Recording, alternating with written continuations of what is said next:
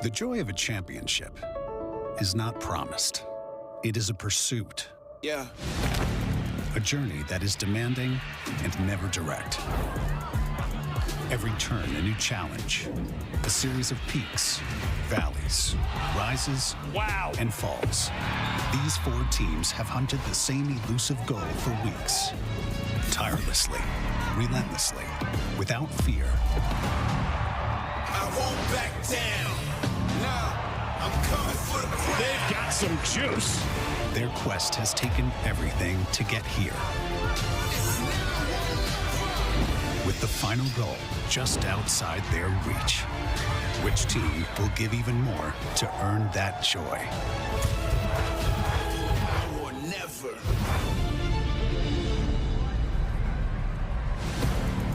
The Liberty Bell tolls for one more team. One spot left in Monday's championship game. Notre Dame has been on a season-long sojourn to Philadelphia, seeking that elusive first championship in program history. The Virginia Cavaliers on the doorstep of a dynasty. They've won 2 of the last 3 NCAA tournaments, looking to make it 3 out of 4 with 2 more wins. Not long ago, Duke advancing to the Monday championship, beating Penn State in overtime. A controversial ending, Garrett Ledman scoring the game winner in overtime. Replay showed that his foot was in the crease before he shot the ball. There is no replay to override that call, so the call on the field was the call that stood, and Duke will play on Championship Monday. Anish, Shroff, Quint, Kessenich, 3 ACC teams remain: Duke, Notre Dame, and Virginia. And for Notre Dame, this journey to Philadelphia, it started on Selection Sunday last May. You remember that? This is a Duke team at the end of last year. They were on a hot streak. They won all sorts of games in a row. Notre Dame.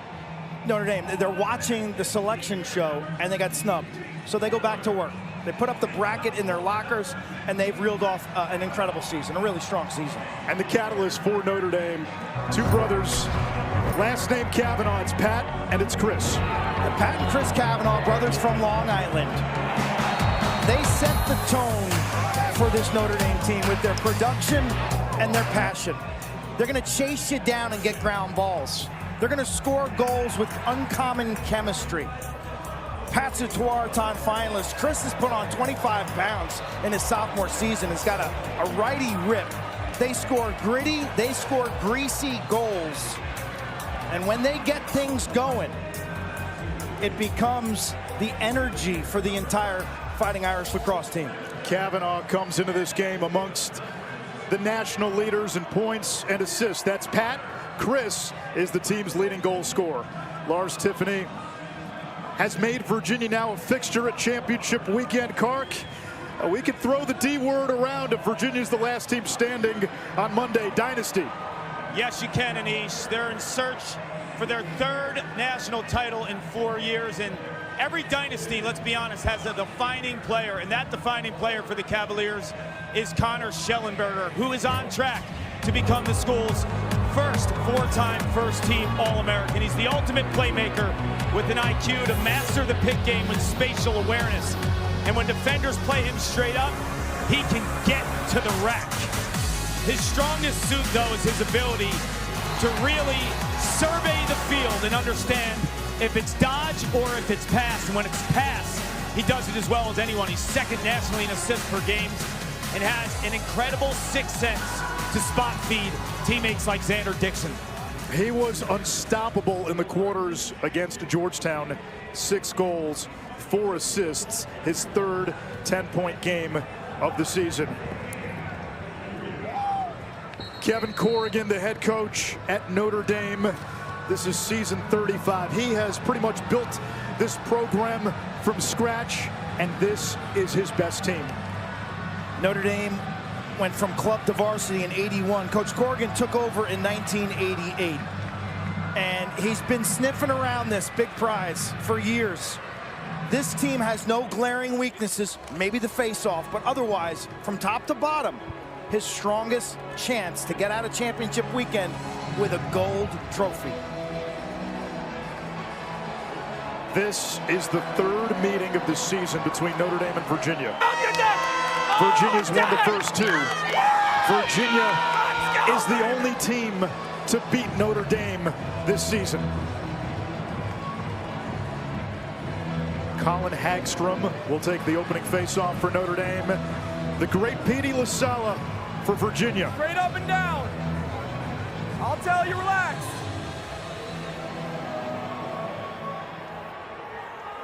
Go. Officials today, Brian Luxinger, Tim Luxinger, and Douglas Donovan. And hopefully we do not have to say their names again.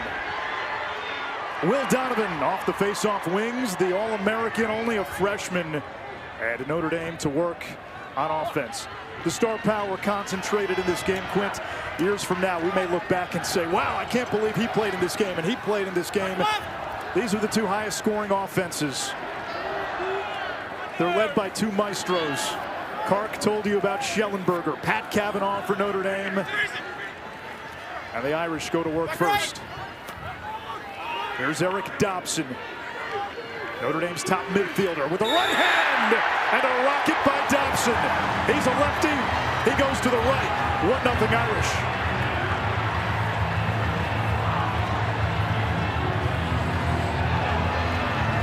He's a lefty, and they're daring him to go right. The Irish in the stands are dressed in green. Aiden Blue goes to the rack, gets to the middle of the field. Virginia is going to shade the junior from Florida and force him right. That's not a good idea. A, it's a bad matchup. You've got to get your pole to Dobson. B, if you're going to cover him with a midfielder, somebody else has got to get on their horse and double team him. Make him a passer. Hey, move down, move down. All right, guys, down.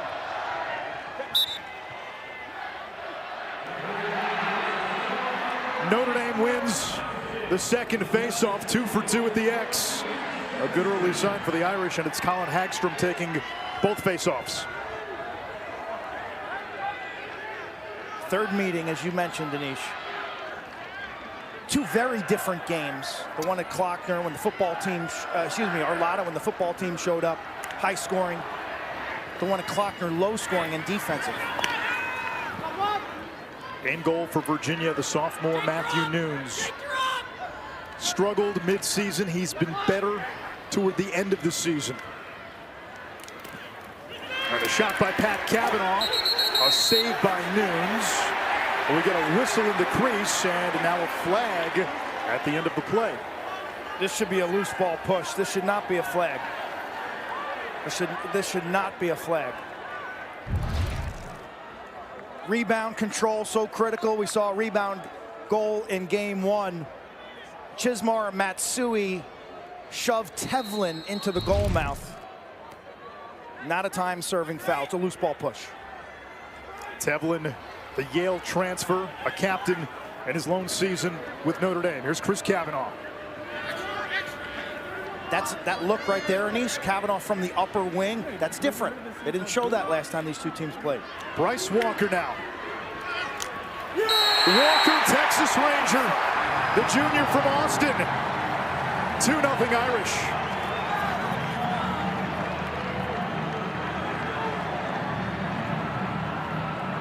Nunes didn't track this well. He just did not see this come out of the pocket. They get the switch. Out of the pocket, in the air. It's just not on it. You got to get down on this and see this in the pocket, off the lift, in the air. You see his hands never reacted. And Quint, when we watch Matthew Nunes throughout the course of the season, when he gets hot early, he gets into a groove and feels it. But right now, at the face-off X, I talked to Petey LaSala yesterday. He told me Lynch is more of a traditional clamp guy. Hagstrom, who won the first two clamps, was the counter. And now Notre Dame kind of mixing it up with Lynch at the draw. And excuse me, that's Jack Simmons with the goal. The Virginia transfer had 3 last week in the quarterfinal win against Johns Hopkins. Face-off violation on Notre Dame. Virginia ball. 3 face-off violations in one half, and the offended team goes man up. And this is what Virginia does with Petey LaSala. They keep him out on offense. He's able to dodge. We saw him dodge a pole last week in the win against Georgetown. First touch now for Connor Schellenberger. Marked by Chris Fake. Schellenberger. Chris feeds Xander Dixon. Denied by Liam Entenmann. Entenmann in goal was the winner of the Kelly Award, which goes to the nation's top goalie. How about that for a start? Entenmann turning quickly on the feed. That's the lifeblood of this Virginia offense. They're a great passing team. They live and die on those crease cuts. And Dixon, who's usually money in the bank, robbed by Entenmann. Good start. Notre Dame in round one smashed Utah, dropping 20 goals in that game. Took care of Hopkins in the quarterfinal. Dobson again. Both goals so far coming from the Notre Dame midfield. Dobson toward the crease. Hits the side of the net. Nunes digs it out. For Virginia, a round one win against Richmond in a monsoon. And then in the sequel to Jurassic Park, as it's being called, they handled Georgetown in the quarters. 17-14 the final against the Hoyas.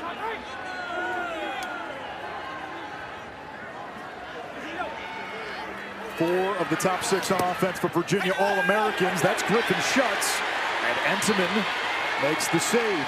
He got a piece. The ball nearly trickled over the line, and then he smothers it in the dirt. So all of a sudden, this field taking a lot of wear and tear. You got dirt on the creases. Virginia in its 10-man ride. That's the lacrosse equivalent of a full-court press. Both of these teams like to play fast. They thrive when it's chaos. What I'm, Carc, and you can lend an ear here. Like, we watched practices yesterday. Virginia looked great. I thought Notre Dame had a really subpar practice. We're talking about practice, though, because they've shown up ready to play. Like, throw that out the window. You don't talk about practice in Philly. You know that. Here comes Pat Cavanaugh. Jake Taylor with a whirling dervish. Carc Taylor, the missing piece on attack. Playing so well off the two Cavanaugh brothers. He is. He's been scoring a ton, but it's what he does spatially for the rest of the offense. Tevlin, Nunes saw it all the way. That was a nice stop. Punching across to that offside shoulder. Tevlin hitting the rocker step effectively.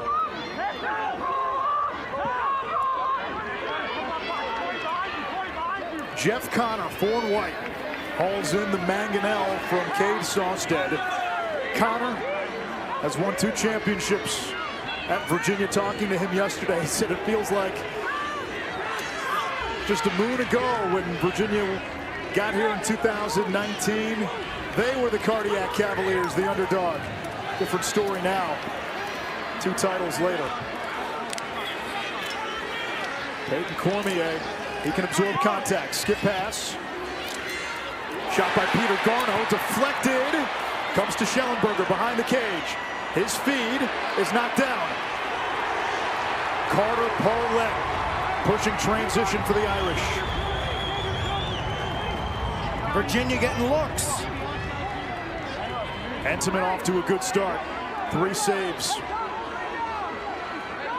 Pat Cavanaugh against Cade Sawstead. A first-team All-American. Cavanaugh, shockingly, was a second-team All-American. I don't know how. These are matchups that so far this season have favored Virginia. The length of Kastner, 6'7", he's number 39. The length of Sawstead, 6'5", he's number 11 in white. This is Quinn McCann, two-way midi. And he throws it away.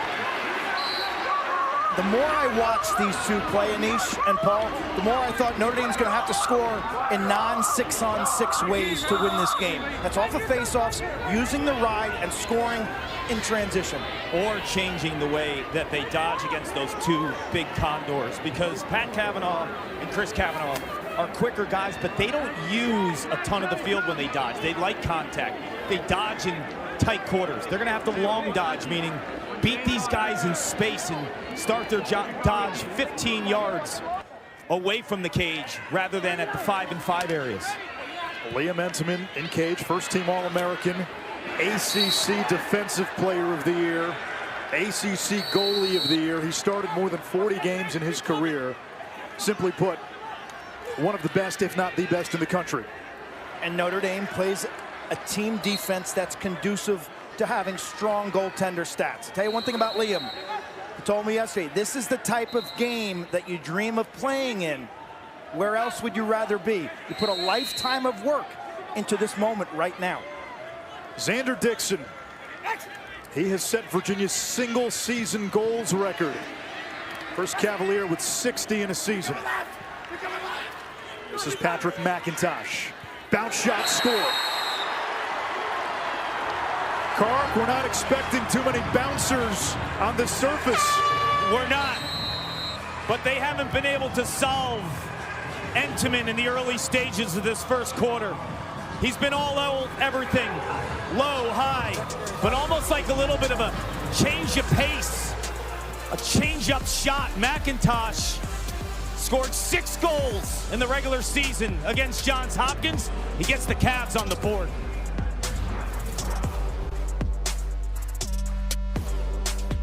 They've handed 9 opponents their worst loss of the season. 6 wins by double-digit goals.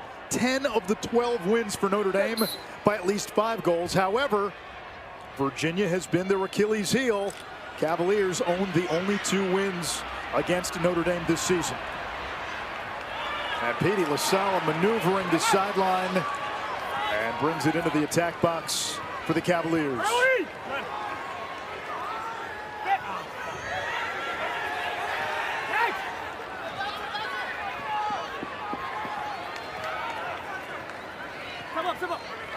Thomas McConvey. Shot on the run. Score!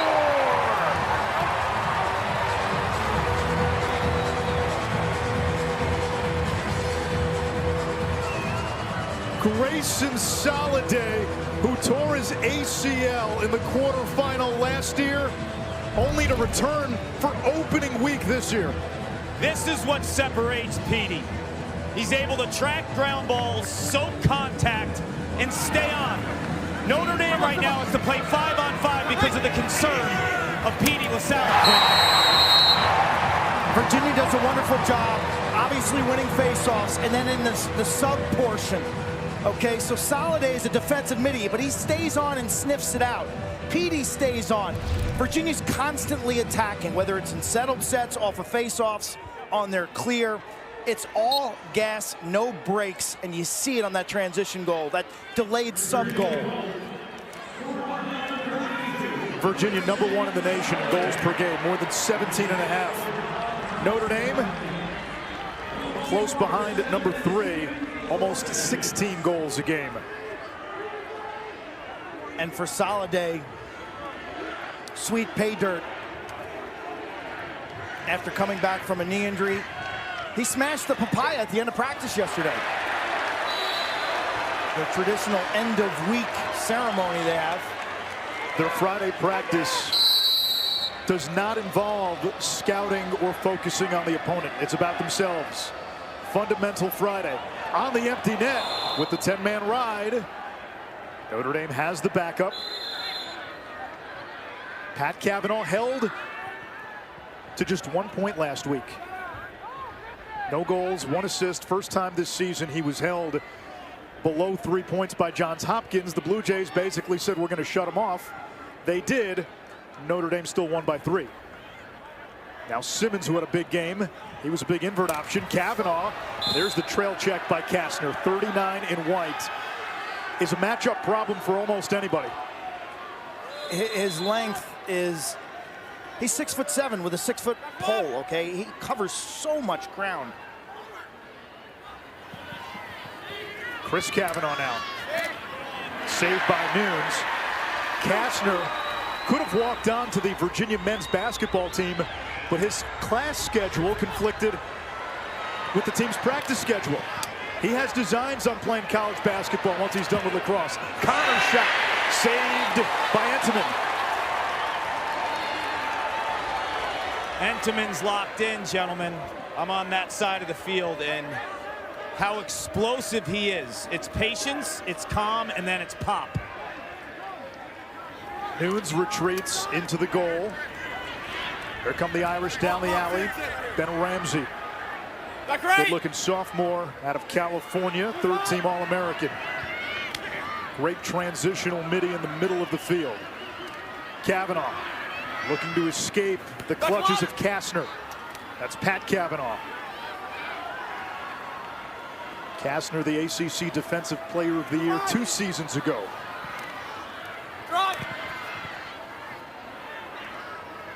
Hauled in by McCann. Still time on the shot clock. Notre Dame scored the first 2. Virginia responded. Riley Gray now. He had a hat trick in round 1. Gets topside, shoots low. Nunes is there. His 200th save of the season and 4th of the game. Nunes looks good now after letting in that soft second goal. Saw that all the way.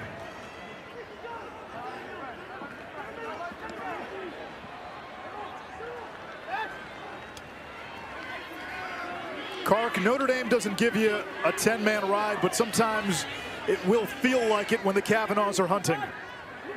They are pit bulls. They take just as much pride redefending and going after defenders when they're trying to clear as they do scoring goals and getting teammates involved from an offensive perspective. When you talk to them, they actually have defensive moves when they're riding.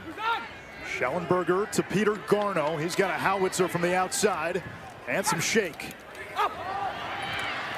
Pass, little off target. Griffin Schutz, the big sophomore, retrieves. Schutz over to Xander Dixon, dubbed by former teammate John Fox a few years ago the Slim Reaper.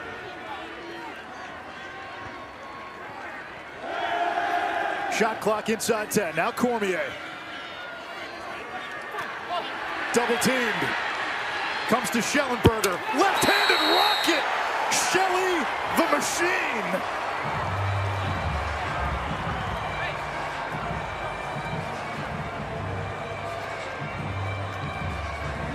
He's practiced that shot hundreds of times in the backyard with his dad, Scott. And earlier this season, I spent a day in Charlottesville going over the mechanics. And technically, it's almost flawless. Connor Schellenberger is a right-handed player. It's the double team from Notre Dame, the loose ball, and the snipe by one and white. Sometimes you win the battle. Right there, the double team gets the ball on the carpet, and you lose the war. You see Entenmann right there's an effective double team. Ball squirts right to the weak side where Virginia had a 3-on-2. Shelley had time to let this one rip, and you see Entenmann's overpowered from about 8 yards. That shot's only going 84 miles an hour, but when it's from me to you, Anish, it feels like it's going about 120.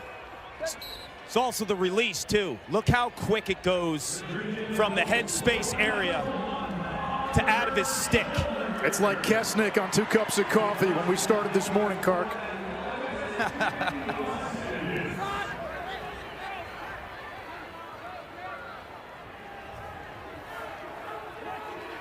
Three unanswered by Virginia.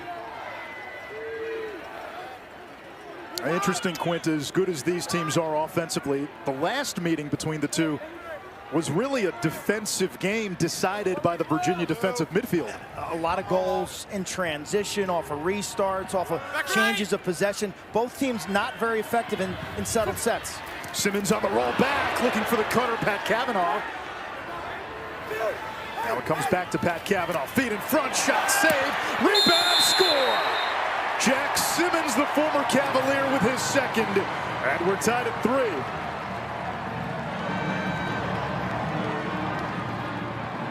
Simmons is on fire late in the season. He is the perpetual optimist. This guy walks around with a smile on his face. He is upbeat all the time. He's a 5th year now in a business program to get that 2nd degree. He just brings joy to the field. Yesterday during their stretching portion, I bumped into him. I was, Jack, why always in such a good mood? He smiled and chuckled. He's just got such a great personality to have around your team. We spoke to him after Notre Dame's quarterfinal win against Johns Hopkins. He said he still roots for Virginia. He's got a lot of friends on the team, friends on the coaching staff. He scored 2 of the 3 for the Irish today against his old team. Will Lynch escapes with it for Notre Dame. So Notre Dame already giving Hagstrom and Lynch pretty much even turns against Petey LaSala. You hope that pays off down the road. Hot day, a lot of emotion. Notre Dame has won 4 of the 7 faceoffs. Back right!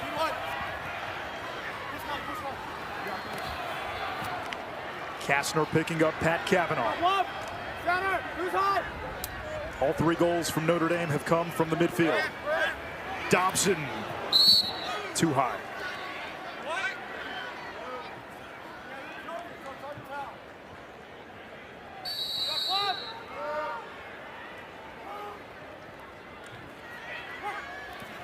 Pat Kavanaugh bounces one, another save by Nunes. If Matthew Nunes is playing well, it almost becomes unfair if you're playing Virginia. Look at this. This is great. That's big time right there. Bodies flying, guys scrapping, guys hustling. They got a reset.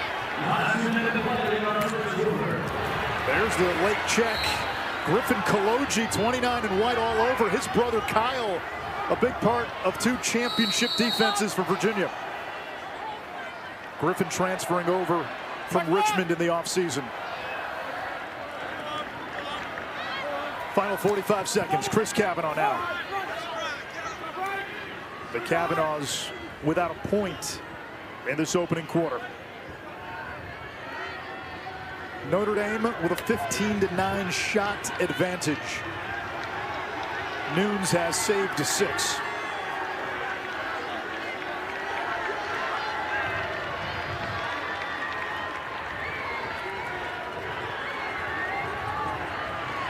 Now McCann will go against Connor. McCann inside, missing just wide.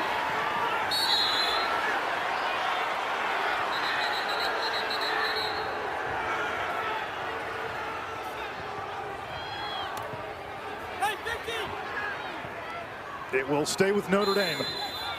Pat Kavanaugh, 5 seconds. Finding the cutting Taylor.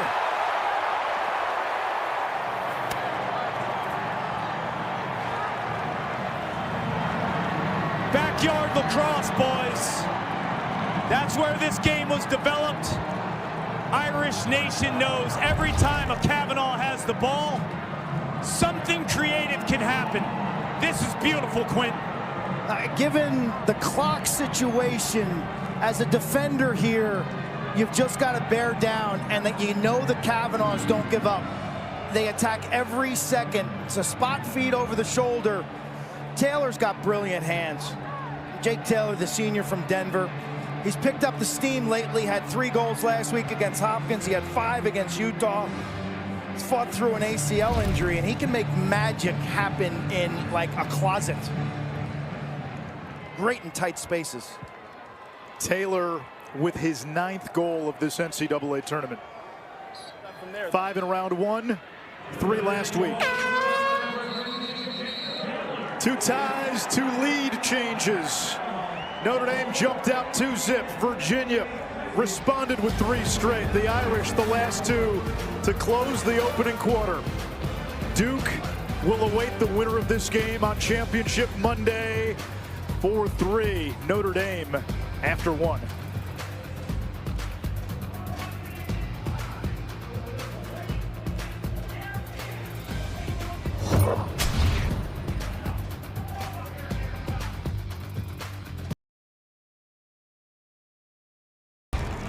When you train this way, you prepare yourself for unpredictable moments from a creative perspective that give you these type of plays. And when I spent a day in South Bend with the 2 Kavanaughs, that's in their DNA, in the backyard, every single day.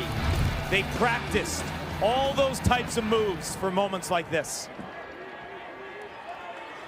Down. 7. Nobody in the history of college lacrosse at the D1 level has taken more faceoffs than Petey LaSala. He wins the opening draw of quarter number 2. Faceoffs even at 4 apiece. Possession advantage to Notre Dame. Shot advantage, big time Notre Dame so far. I think if you're Virginia offensive coordinator Sean Kerwin, you're looking at that. Okay, what are the matchups? What's Notre Dame giving us? What is their slide mentality from behind the net or up top? And then he usually dials up answers. This is a Virginia offense that make outstanding adjustments. There's Petey LaSala.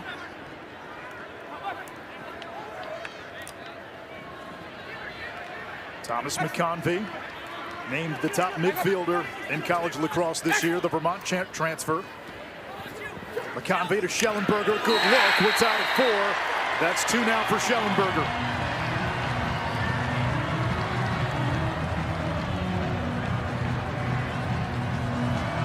You beat Notre Dame goalie Liam Entenmann 2 ways. You beat him with ball movement. You get him moving on his line. You get his head going from side to side. And then you beat him with feeds to the crease. Layups and dunks. This is a little bit of both. And you beat him with versatile shooting, Quint. In the first quarter, from a high release standpoint, where did Connor Schellenberger shoot? High. From that same release spot, where does he shoot? Low. He gets Entenmann, the first team All-American goalie, thinking.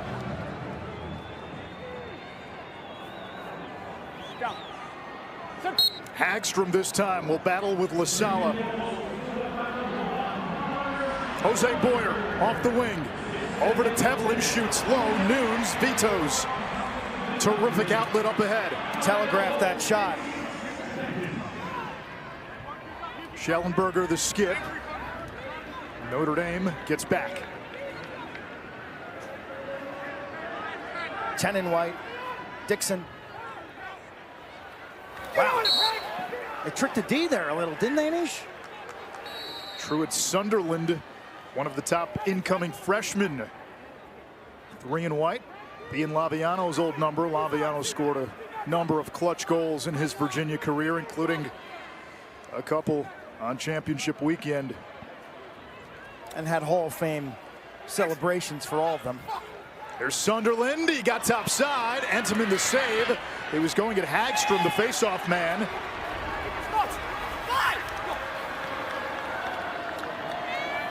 Virginia's done a nice job. They keep LaSala on and play some offense. Hagstrom then's got to dig in, or Lynch, and play D, and it causes some confusion.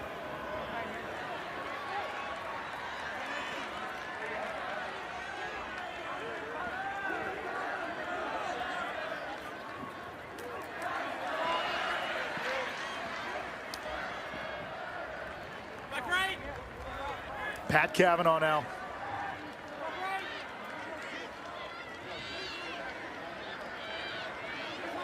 Cavanaugh with 74 points for his career. One more, and he'll tie big brother Matt for the most in one season at Notre Dame. Here's Pat Cavanaugh. Gets inside. Nunes, another save. Matthew Nunes, after giving up a couple of goals early, has played well. And now the ride by Notre Dame. 9 saves in the first half for Matthew Nunes. And a great ground ball play by Cade Sawstead. Not to panic there. I go back to 2019, that first Virginia championship under Lars Tiffany. Alex Rode, in some ways like Matthew Nunes, a question mark coming to championship weekend. He ends up being the most outstanding player. Coach Lars Tiffany pointed out that every single Virginia championship correlates to really strong goalie play. Go back to Rodney Ruhlman, Tillman Johnson, Alex Rode, Kip Turner. It has been a constant. Gittleman. Schellenberger picked up by Donovan. Garneau, his shot, not there.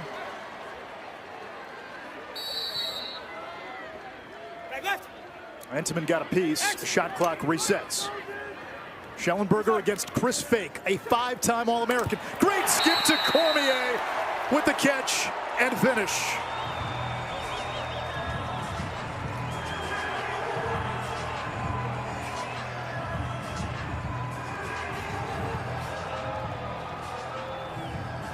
You guys are talking about goaltenders, the likes of a Tillman Johnson, making those huge stops in critical moments. Well, the Houston native, the sophomore, Matthew Nunes, give this high-octane offense an opportunity to cash in, Quint. Look at the trust that Schellenberger has in Cormier. The scissors cut.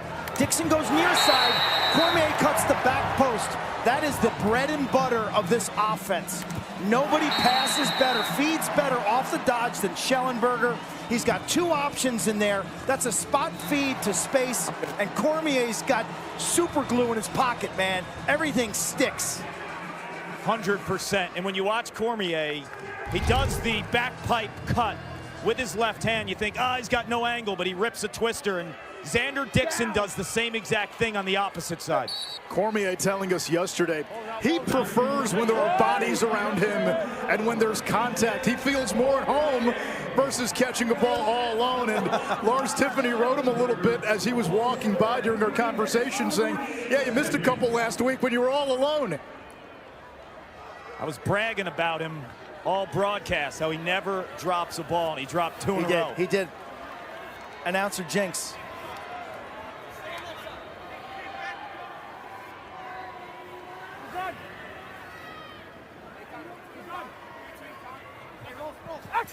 Comes back to X and Dixon. Schellenberger shot canceled by Entenmann. Really nice stop there. The way he turns, drives that top hand.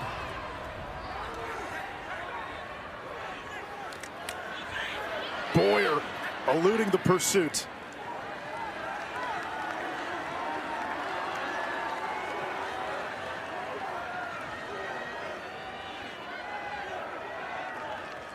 The second midfield for Notre Dame, in my eyes, has kind of come to life late in the year.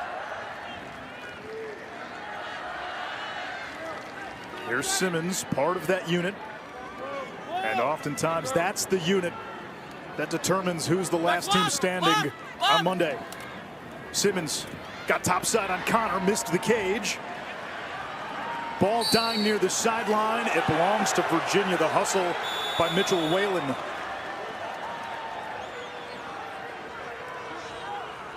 Here's the speedy Evan Zinn, transferred in from Johns Hopkins a couple of years ago. Zinn, Connor, young Noah Chismar, Saladay, all give you a two-way threat in the midfield for Virginia. Right now, this game been kind of played like in half field sets mostly, 6-on-6. There's Ricky Miezon, the former Stanford linebacker, former #1 overall recruit in lacrosse. When 50 touches it, there is an air of anticipation on the Virginia sideline and in the stands. Schellenberger, his pass for Cormier. Donovan had it. Off the ground, here comes Notre Dame. Now Tevlin. Tevlin feeding inside, and a turnover. He wanted Taylor. Only the second turnover of the game for the Irish.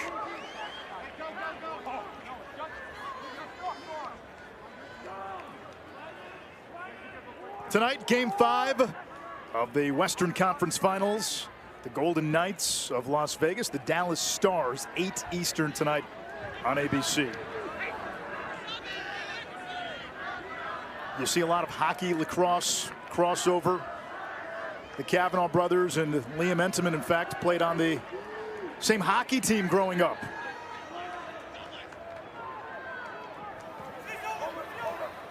McIntosh, he's got a goal.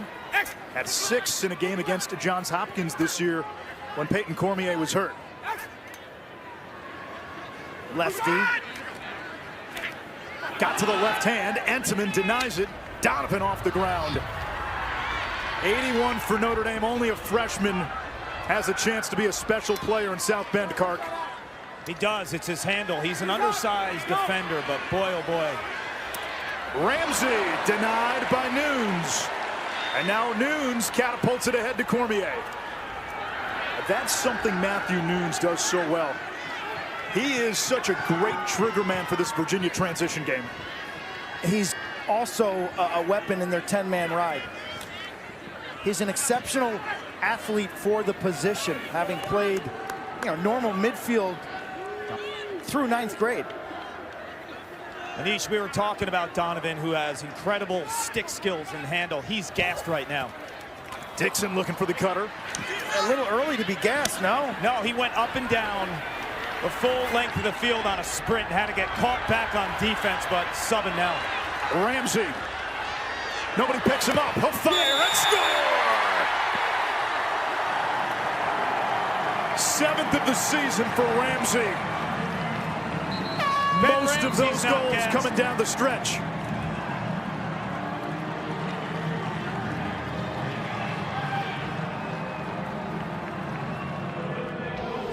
If Notre Dame's going to win this game today, they're going to have to score in non-traditional ways. Terrific ground ball play by Chris Conlon. Scoops it to himself. Virginia runs to the substitution box. Ben Ramsey doesn't. He sniffs this out. He's disrespected by the point man. And he beats Noon stick side low.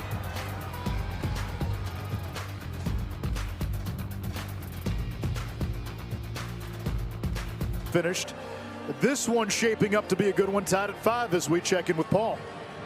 Well, defensively, Notre Dame is putting a lot of faith in number 7, Chris Fake, the 6-year grad transfer from Yale. He's guarding Connor Schellenberger, and I heard him in the huddle tell his defense, if Schellenberger has the ball at X behind the cage, lock off. That means they're worried more about him passing than dodging, and if you're Schellenberger, you can go to the rack and don't expect a quick slide. Yeah, neither of those options sound great if you're a defense against a number 1. Chris Fake was a freshman and one of the top defenders in the country as a freshman for that Yale 2018 championship team. Ivy League Rookie of the Year from that group. Brian Tevlin, his teammate, they both have Yale degrees. Now they're getting graduate degrees at Notre Dame, and they've brought stability and leadership. McConvey's shot blocked. They've brought championship pedigree to a team hunting its first title in program history. If Notre Dame were to win, they would face their bête noire in the month of May, Duke, a team that has knocked out Notre Dame in the NCAA tournament 5 times, starting with that 2010 national championship game. CJ Costabile scored the game winner in overtime. 2014, Duke beat Notre Dame in the championship as well. And they knocked out Notre Dame 3 times in the quarterfinals, the latest in 2019.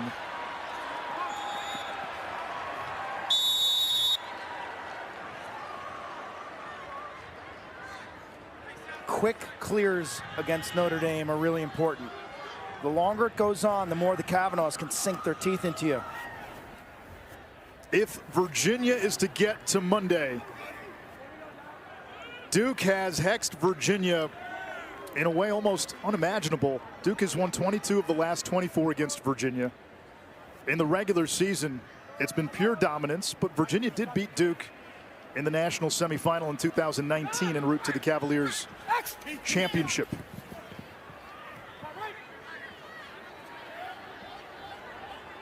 Schellenberger here now in space. This is a little bit different look for Virginia.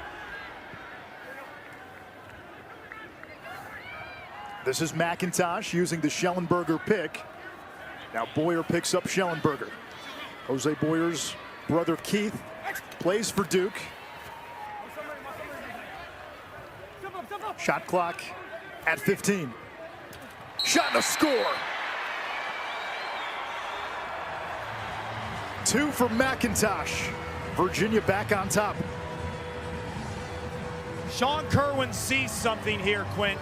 Seen much more of McIntosh the last 2 weeks than, say, after he started for Peyton Cormier. When Cormier came back from injury, McIntosh not a ton of time, but he is making the most of his opportunity today, getting underneath, sells it just subtly upfield, and the low-angle shooting ability of a player with a lot of box lacrosse background from California with the tight finish. Palo Alto the junior lefty. I mean, strong lefty. This is a young man who's willed his way up the depth chart, okay?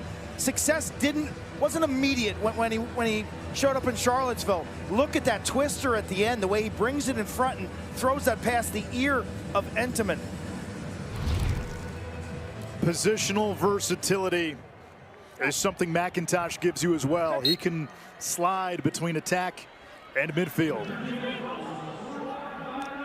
Notre Dame getting the wings involved, and Lynch off the deflection, able to come away with the faceoff. The Irish have held their own at the faceoff X so far. You think about these weekends, when a great team plays a great team, the top 10 players usually cancel each other out, and it's usually some unsung hero over the course of the weekend that can emerge and push a team over the top. I agree with you 100%, and it also helps when you have a player like Patrick McIntosh who tasted some playing time. You know he wasn't going to stay in that starting role when Cormier came back, but I feel Sean Kerwin, the offensive coordinator, he picks a scab, meaning he just sees what the defense is giving him in the first quarter, and then he always adjusts. So he saw something in that McIntosh opportunity from a dodging perspective, and you're seeing these twister finishers for Virginia. They practice those shots all afternoon long when you watch them through practice. Kerwin was the gentleman you saw in the orange hat on the left of your screen. The last three teams standing, this is no surprise. It's been a flat circle in the ACC this season. Duke has beaten Virginia twice. Virginia has 2 wins against Notre Dame, and Notre Dame in its only meeting knocked off Duke. Going back to last season, Notre Dame has had Duke's numbers. And take a look at the drop line. Yeah. 36-2 against the rest of the nation. This was at Arlotta, when the Notre Dame football team showed up in the third quarter and things got tight, and Virginia just pulled away. They fed the crease for 6 goals in that game. Xander Dixon was the hero. Schellenberger had a big game. Then at Klockner in Charlottesville, a game Cotter and I called. A little less of a settled game. It was more transitional, up and down, and Virginia scored on odd man rushes, on restarts, and Matt Nunes was the hero with 19 saves. The starting attack in that first Virginia win, 10 goals, 8 assists, a sock trick for Xander Dixon. And then you mentioned it, that second game, it was 4-4 at halftime. A lot of defensive midfield scoring for Virginia. I tell you, I got to give credit to both these schools. Their home games this year were lit. Arlotta out in South Bend, Indiana, was a weekly festival of lacrosse. They got huge crowds, enthusiastic crowds, and there's no place like Klockner or Charlottesville right now in this game. They're getting the most fans, the most exuberant fans, and when that band shows up and those folks start picnicking on the hill, man, look out. It's been a great scene at both these two schools. What do they both have in common? Smaller venues. They have a berm right opposite the bench where students and fans can stand and enjoy a beautiful day. There's also no football lines on either field, so when you're watching it, whether it's live or on TV, it gives a crisper, better feel. Notre Dame ball. Virginia has won the last 6 meetings against Notre Dame. Simmons does the dance with Saladay. Now Kavanaugh.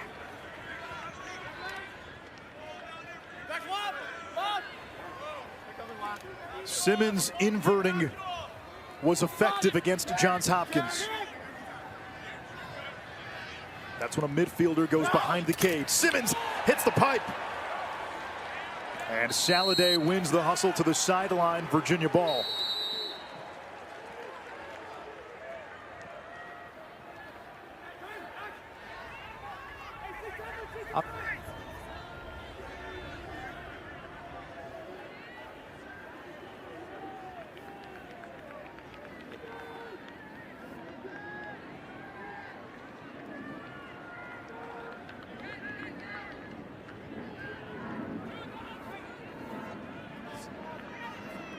Xander Dixon, multiple goals in all but 1 game this season. And he's running through the midfield with Sunderland, the freshman, down at attack right now. There's Griffin Schutz, Amtrak's defender, beating Cormier. Great trail check to affect the shot. Sunderland digs it out. Sunderland, the #2 recruit coming out of high school behind Syracuse's Joey Spallina. Here's McConvey against the Notre Dame captain Tevlin. McConvey with 2 assists today, now 69 straight games with a point. Schutz backing down. Entenmann there. 8 saves for Liam Entenmann. Boyer the other way. Pat Cavanaugh looking to shake Kate Sawstead. Help coming from Whalen. Rolls back to Boyer. Coach Corrigan wanted a timeout. And he uses his final timeout of the first half. A little upset he didn't get it sooner. If it's a leg injury, you got to wonder how explosive he can be. Huge development. Okay, here's why. He's got 41% of the team's assists. He's there by a large margin, their best passer. And without him in the lineup, there's a lack of distributors. Pat Cavanaugh has the 3 highest single-season assist totals in school history. And he's Notre Dame's all-time leader in assists as well. And he is not out on the field. Fulton Bayman checks in at attack, 2 in blue.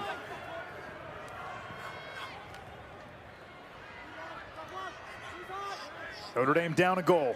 There's Dobson from the midfield. Gets to his left hand, and an absolute flamethrower.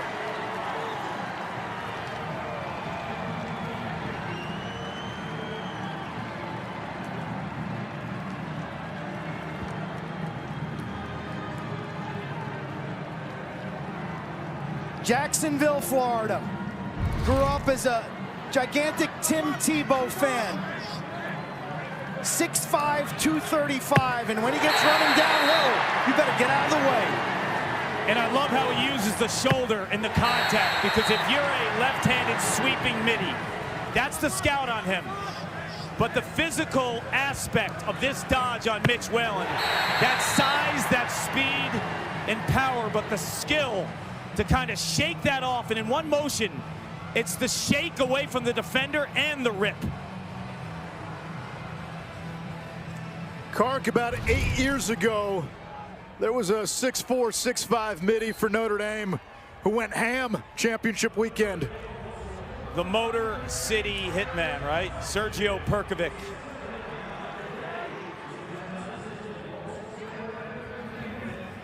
He had, what, 5 goals in that overtime loss to Denver in the semifinals? Somewhere in the studio, Bill Tierney remembers exactly what the final tally was. Coach, you won the game. You won the next one, too. He should have had an NIL deal for Time Room Bullseye.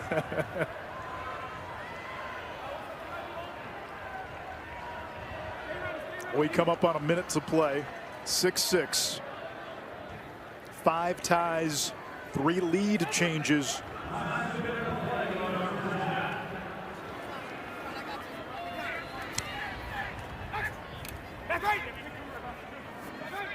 "50 seconds." Now Schellenberger. Marked by Fake. Here's Dixon. Dixon, the 11th overall pick in the PLL draft. Schellenberger from long range, save, and Cormier was in the crease. He hit Cormier, and then Cormier stepped in the crease.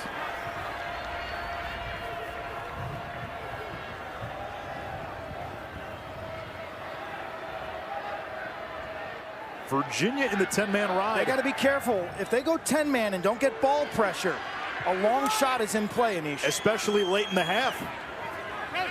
Notre Dame out of timeouts. Tevlin. Now Chris Cavanaugh. Shaded by Sawstead. There's help. Wow. Chris Cavanaugh still without a point in this first half, which comes to an end. And this game's a stalemate. 3rd meeting of the season between Virginia and Notre Dame. The last time they played, it was tied at halftime. Virginia won in the second half. Cavaliers, the only team to beat the Irish this season. We're tied at 6 as we check in with Carc. Coach, we saw your leading scorer, Pat Cavanaugh, come off with what appeared to be a lower body injury. If Fulton Bayman goes the distance in the second half, what do we expect from him as a player? Paul, I don't have any idea. I don't have any idea who's going to play in the second half. You know as much as I do. Defensively, where have you been at your best? Virginia averages 17 goals a game. You held them to 6. We still gave up a couple of the cheap ones that we consider cheap ones on ground balls and stuff around the goal, but it's what they do well. We've got to take that away. We've done a good job on them now for about the last 4 halves. We've done a really good job on their 6-on-6. We got to be smarter in some of the unsettled and transition. Thank you, Coach. Thank you. Kevin Corrigan looking to get to the championship game for the 3rd time. Lars Tiffany and Virginia, 2 wins away from their 3rd championship in the last 4 NCAA tournaments. Tied at 6 after 30 minutes. Who plays Duke? To Chris Cotter in Bristol.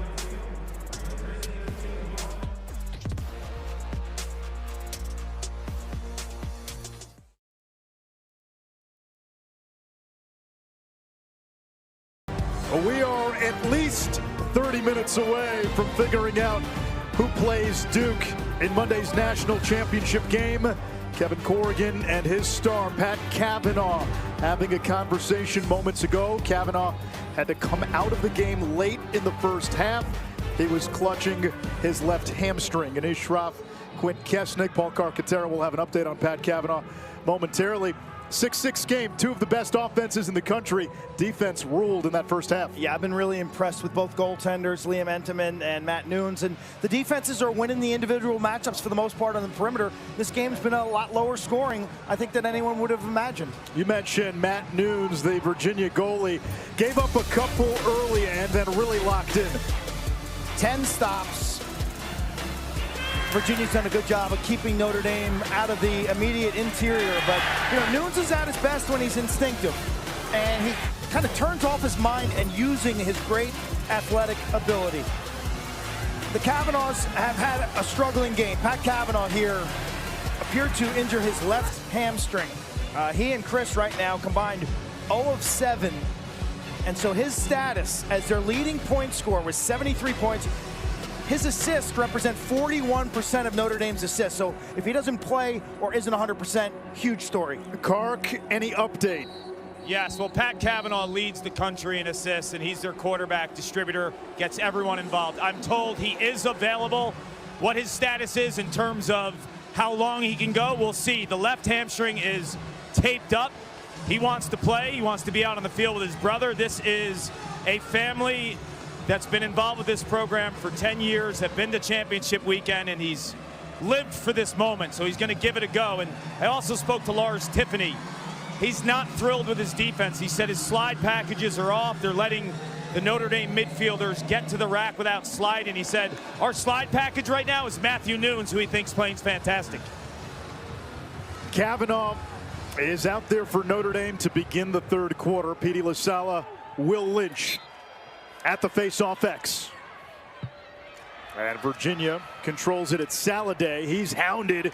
This is what Notre Dame does. You can win a face-off, they get after you, and they win possession. So people will target Notre Dame's overall face-off numbers sometimes as we get a procedure call against the Irish for playing without equipment. But Carc, we see this a lot. People target Notre Dame's face-off numbers.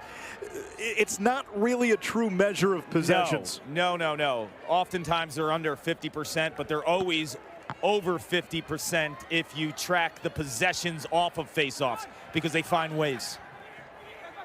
Ground balls in the first half. Big advantage for Notre Dame, +8. You rarely see Virginia in the minus in that category. Thomas McConvey spins it back to Schellenberger. He'll go at Chris Fake. Now Griffin Schutz.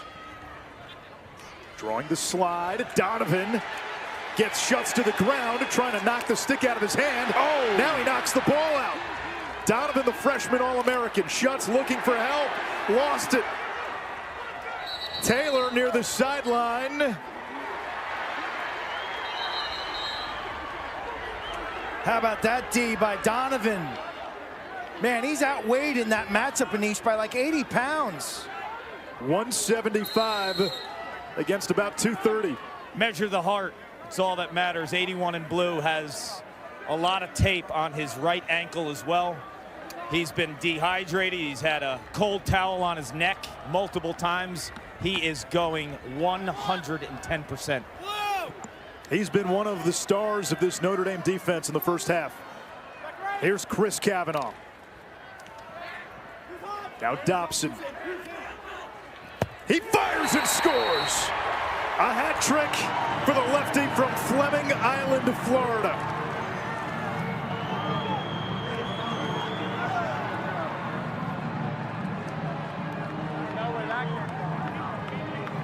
The gold trophy for the Golden Domers. It'll come their way if they can play D. Well-timed double team, and then you keep your feet. Stay with it. Another double team, and then be relentless. Look at the effort of Donovan, number 81. Chris Fake follows it up. Notre Dame's always been that strong franchise on D. Look at this move by Dobson, who's been on fire. He is shot ready right out of that roll. So the momentum when he goes right to left right here, he brings all that torque with him, and there is not a goalie on the planet that is stopping that when he gets that full momentum off the roll. 31st goal of the season for Eric Dobson. All three of his tallies unassisted. Lynch the face-off win for the Irish. They have neutralized Petey LaSala so far.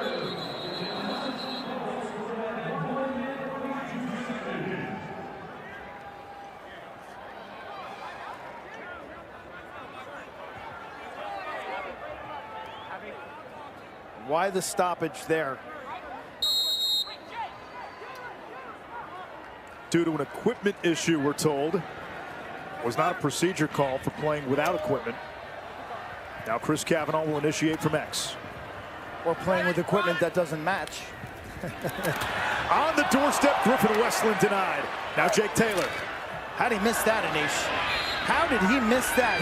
He faked Nunes out so many times, he might have faked himself out.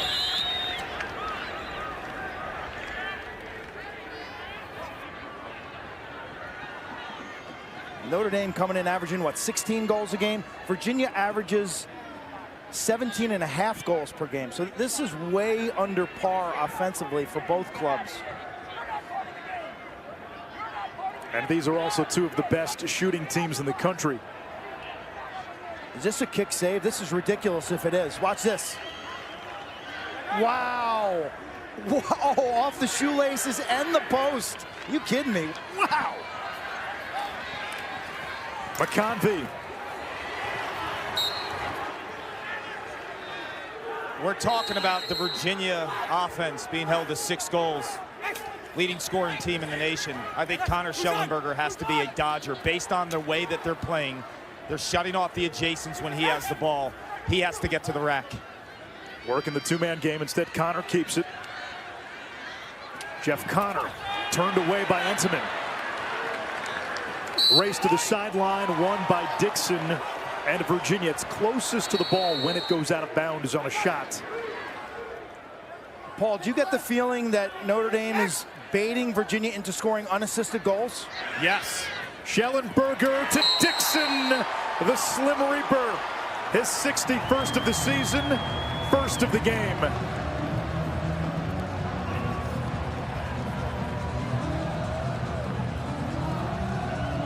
Matt Nunes, a sophomore from Houston.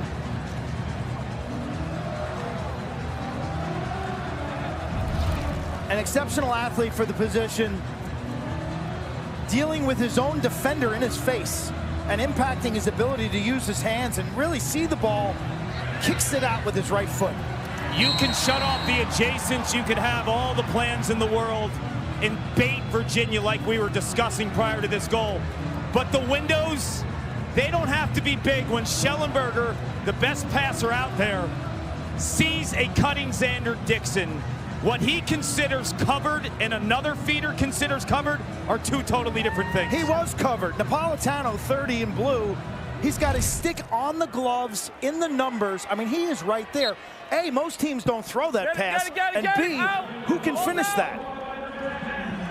Dixon earlier this year had a 6-goal game in South Bend. His 61 goals, a single season Virginia record. Notre Dame winning the ground ball war. That's big.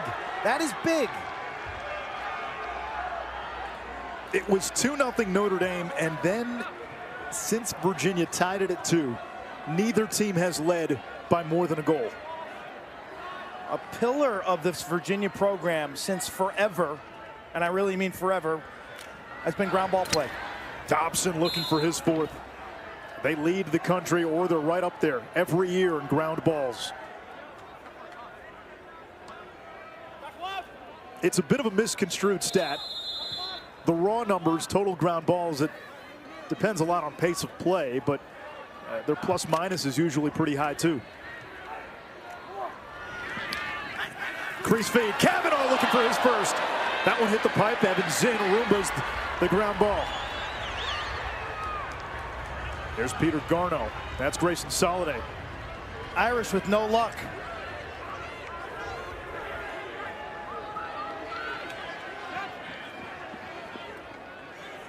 Both goalies have played well. Entenmann at 9 saves. Nunes at 11. When the pipe is your friend, you know that helps too. Schellenberger against Fake. Eyes up to McIntosh. Save Entenmann. He now has double-digit saves. Goes down like a hockey goalie on that one. I'm not sure he saw it clean. There was a lot of traffic, a lot of interference. Nick Harris has to get rid of it. It's picked off by Quentin Matsui, who dumps it back to Nunes. Kark. You know, I'm watching Pat Cavanaugh, and one of his signature moves, or what drives him, is how he rides, and he sprints every single time opposing teams try to clear the ball. He can barely jog. He has not been a factor on offense in this 3rd quarter at all, and he just jogged to the sideline. You put a shorty on him if he comes back on the field. Why cover him with a Kastner or Sawstead if he's not 100%? I'd rather bump one of those guys up to cover Dobson.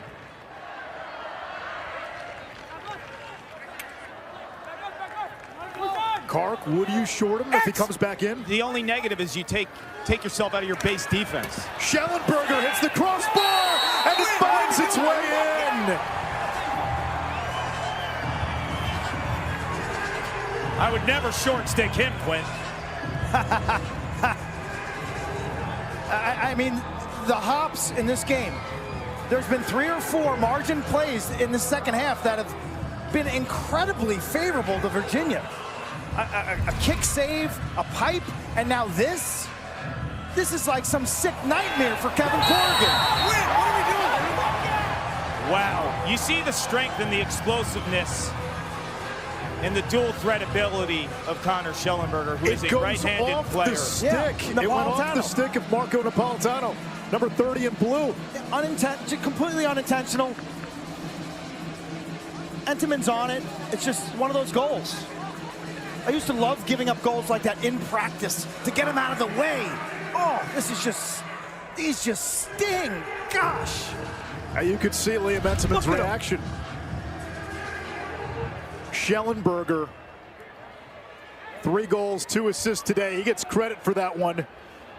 Connor Schellenberger, for his career, averages 6 points per game in the NCAA tournament. And you got to remember, that includes a quarterfinal game last year against Maryland where he did not score.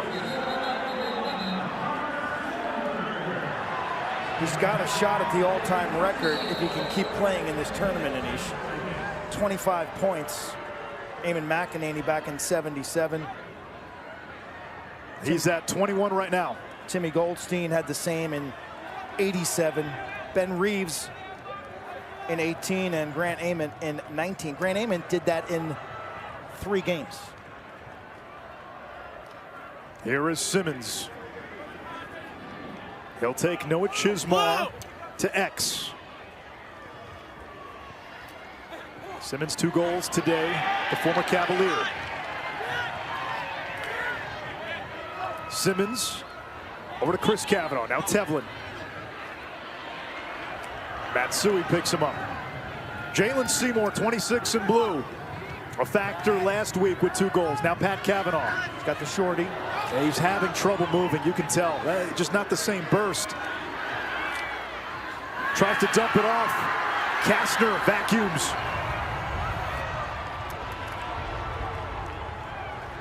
Koloji to Schellenberger, directing traffic.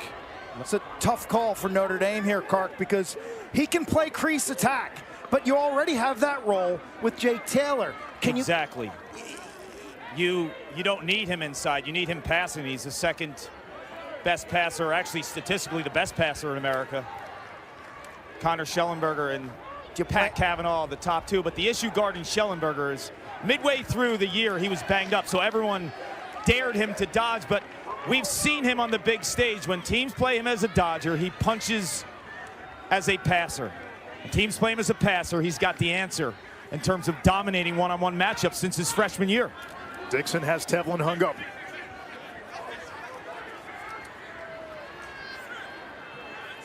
Dixon to Schutz. It comes to Boyer.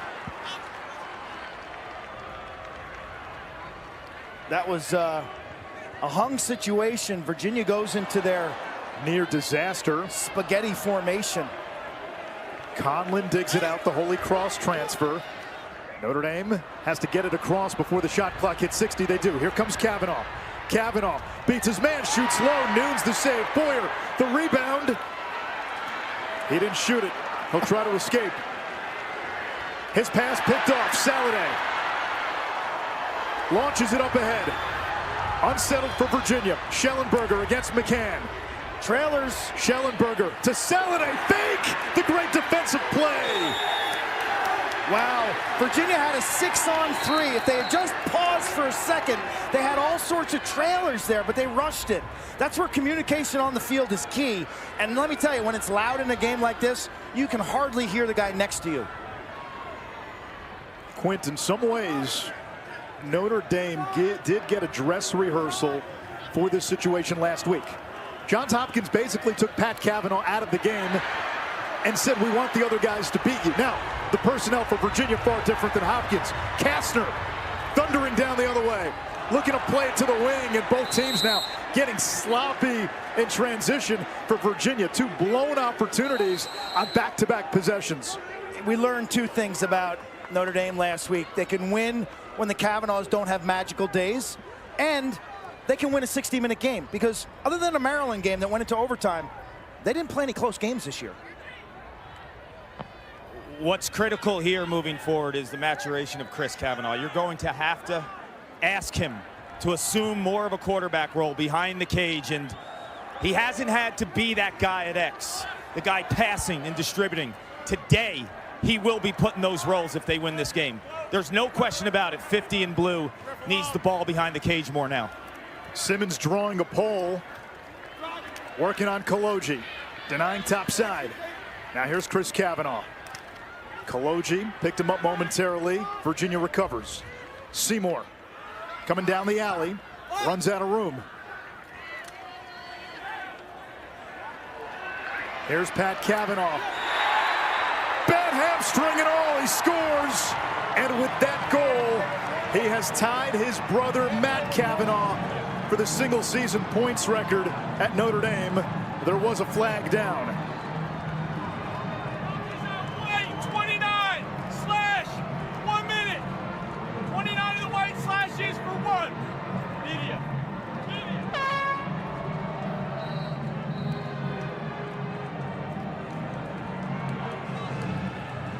Small ego, big heart. Turnover costly for Virginia in transition. You wait your whole life for this opportunity.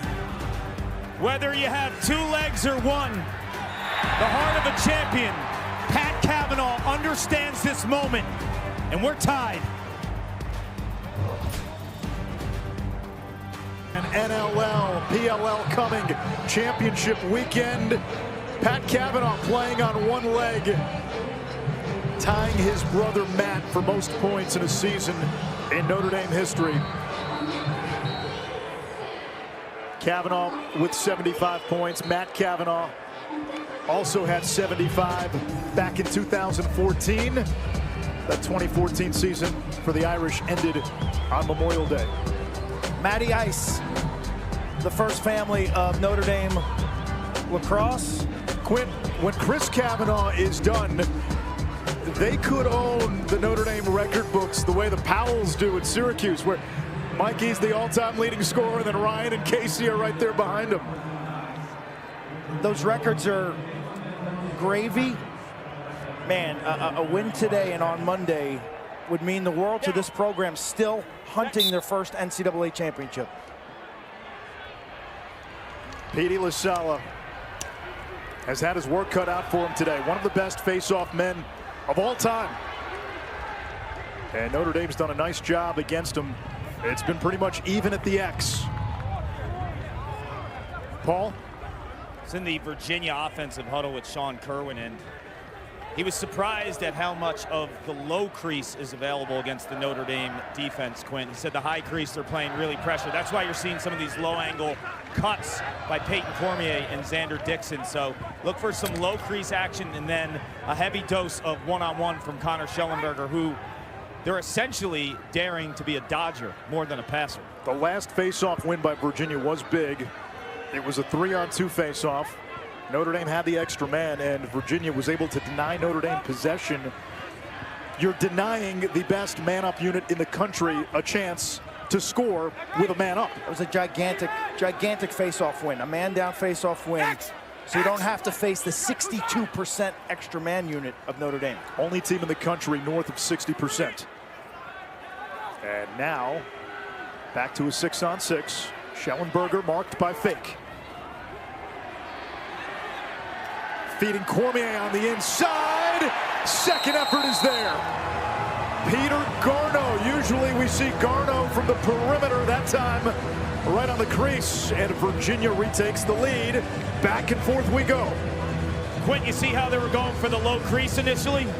Jamming it inside. And if you're Kevin Corrigan, who takes off his hat and runs his fingers through his hair, like, how many times is this going to happen in this game? These fluke bounces that Virginia's getting inside, whether it's a rebound or a misdirected pass, everything's coming up to the guys in white right there. It's a miss. It's a complete whiff by Cormier. Again, who never drops the ball. That one glances off his glove, and guess who? Cormier, Garneau's there. You talk about a freak goal. That's just a classic example. And even Entenmann gets a piece of that. Looks like it grazes his shaft in between his hands. In this half alone, we have seen Virginia's Matt Nunes make a save from the shoelaces of his foot. We've seen a Virginia goal score off the stick of Marco Napolitano, a Notre Dame defender. And then Cormier has a ball go off the stick. It ends up with Garneau, who's right there for the slam dunk. I mean, how many fluke goals are you going to give up in one game, one big game? And this isn't the team that you want to have rebound opportunities with Cormier and Dixon, who have such soft hands around the crease area. Dobson's been the guy for Notre Dame today as an isolation. 8 in blue, the big man from Jacksonville, Florida.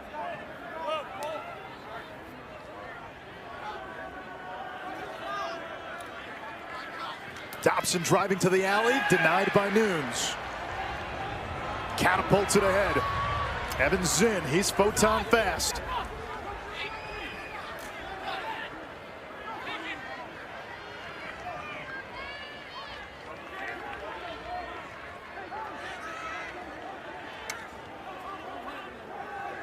Zinn skips it back to the middle, and Dixon now shuts.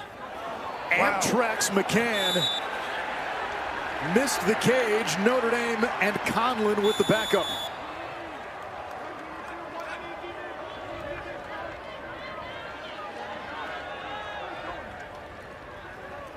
A minute 45 to go in the third quarter.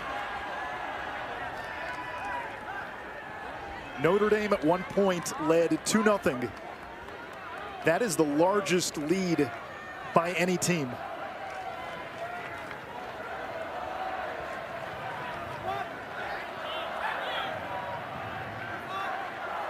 Duke won the first semifinal earlier today against Penn State. That went to overtime. They'll be talking about the ending all weekend. Here's Chris Kavanaugh against Cade Sawstead, first-team All-American. Now Jalen Seymour looking for Simmons. Kavanaugh has to hustle and get it. Kavanaugh, two-time Tewaaraton finalist. Now Simmons. Tevlin, one of the dual bagpipers. Pat Kavanaugh again, bouncer, stopped by Nunes. Beautiful outlet, Connor.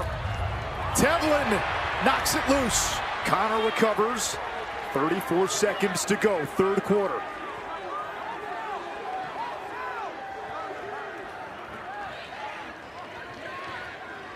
Virginia today has led, but they have never had a two-goal lead. 7 ties, 5 lead changes. And a turnover by Virginia, a dozen for them with 12 seconds to go. Take a chance here, be aggressive. Crash the net. Tevlin feeding the crease. Taylor not this time. The third quarter comes to an end. The Duke Blue Devils await the winner in the championship Monday. Duke and Notre Dame have given us some classic championship games. Duke and Virginia have gave us some classic games on championship weekend. We got a quarter, maybe more, to decide this.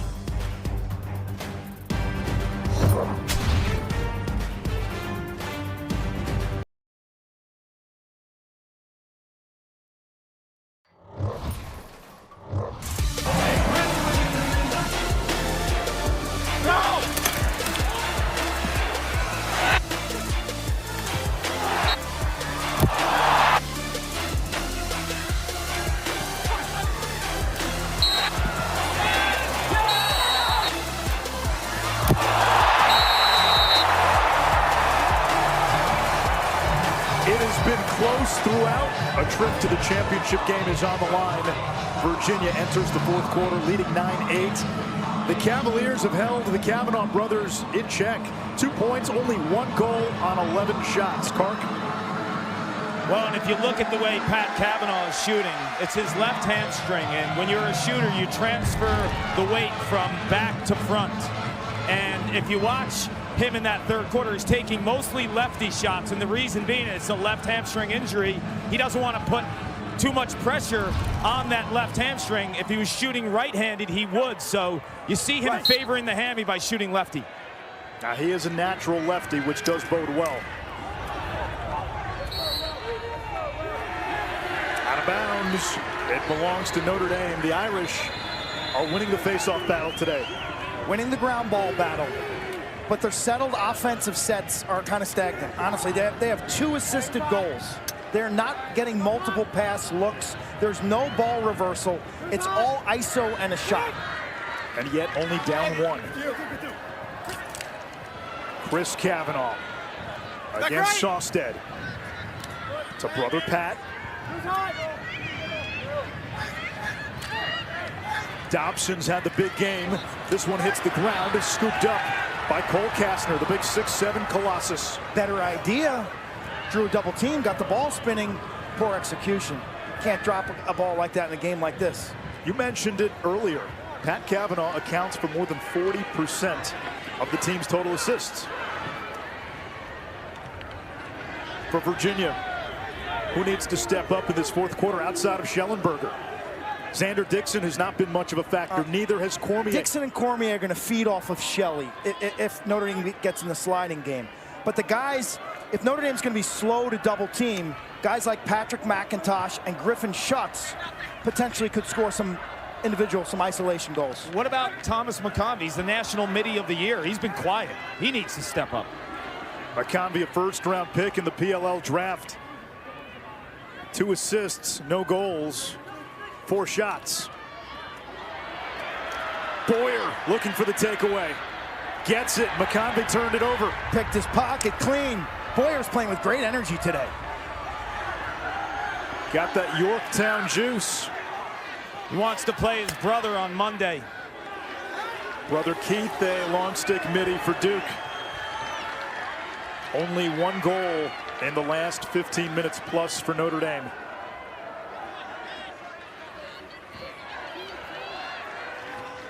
I'm sorry. So the other thing I was thinking you need to do with Kavanaugh, if he's not feeling great, start him on the crease and roll him off behind, off some dodges up top.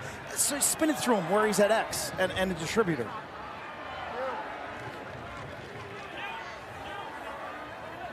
Kavanaugh at X. Now to his brother Chris. Sawstead. Kavanaugh got underneath, just missed the cage. And a flag down. And now Chris Kavanaugh slow to get up.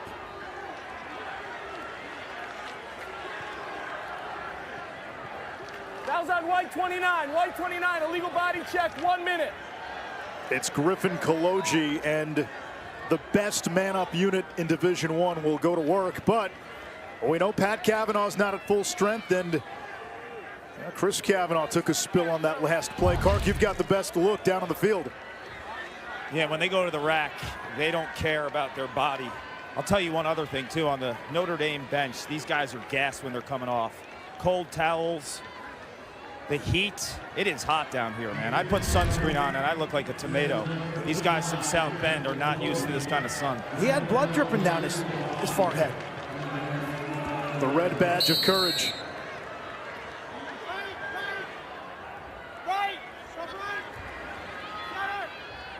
There's Pat Kavanaugh. Second extra man opportunity for Notre Dame today, 0 for 1. Dobson recovers.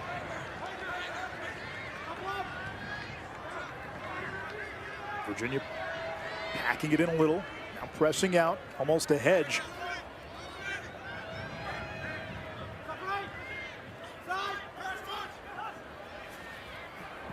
Whistling wide, the backup by Griffin Westland.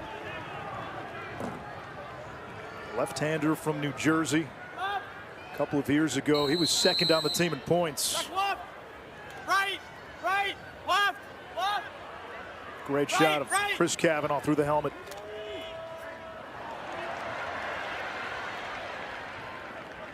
Six on six. Notre Dame won for its last 11 shooting. Virginia hasn't sent the sixth guy on. It should be 6 on 6, and Nunes bails him out. Our clock wasn't synced with the real penalty time. 100 miles per hour on the last shot. Nunes today, 14 out of 22. He had 19 saves against Notre Dame the last time, a career high. He's really played well in all 3 games now against the Irish. That's where this hot streak basically started in South Bend with that win. At a time in the year, Anish, I just thought he was overthinking it. He was kind of guessing to his offside. Clean that up. Chris Kavanaugh on the sideline is covered in blood right now. After that last hit, his face has blood all over it.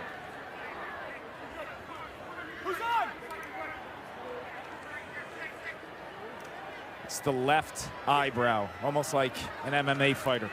Schutz gives Virginia a 2-goal lead for the first time today.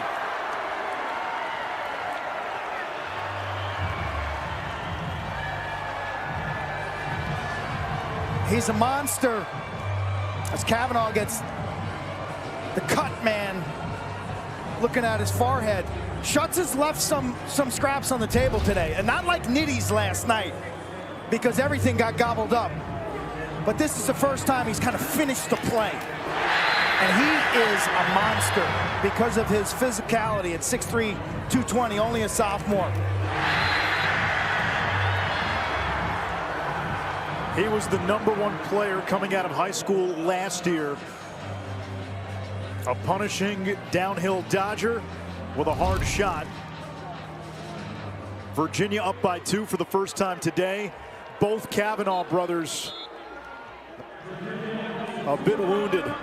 Chris, a cut to the head. Pat Kavanaugh has been limping since the end of the first half.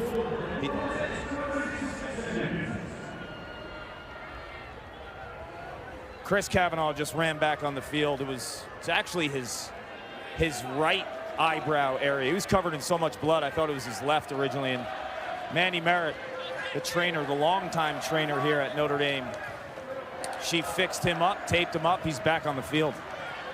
Simmons goes to work on Whalen. Now Griffin Westland. Pat Kavanaugh gets topside and scores. They had talked since last May about not just getting to championship weekend, but delivering that first national title to Notre Dame, and Kavanaugh won't be denied. A three-point afternoon. He now holds the single-season scoring record at Notre Dame.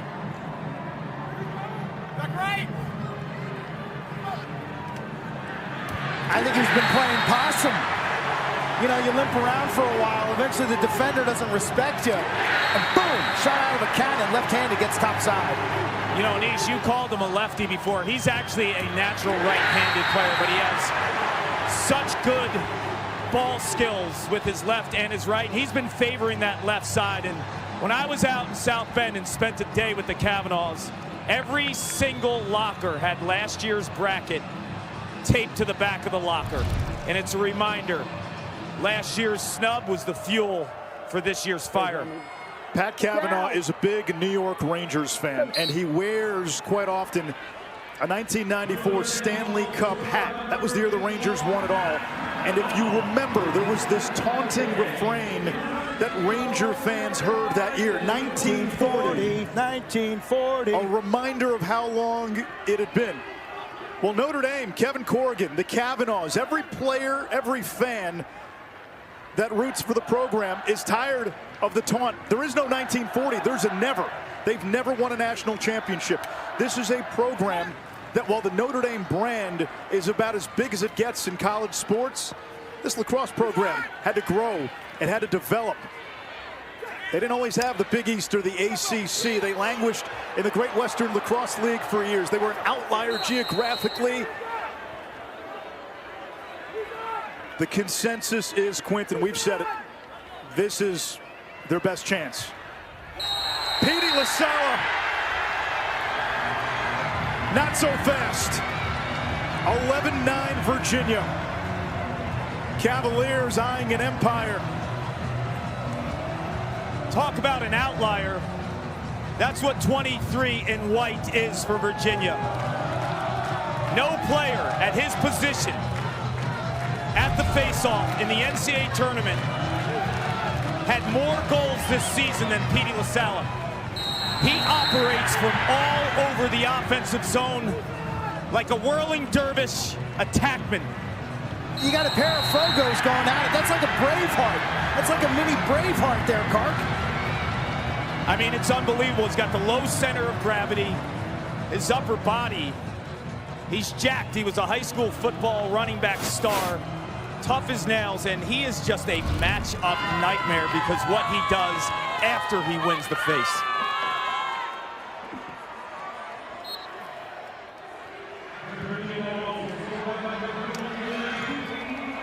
A yard sale.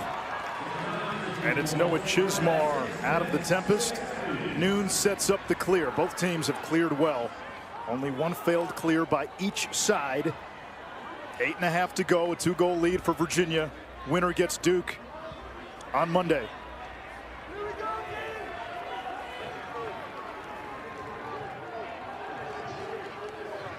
That game on ESPN, 1 o'clock Eastern, right here in Philadelphia, Lincoln Financial Field. Attendance today, 32,107.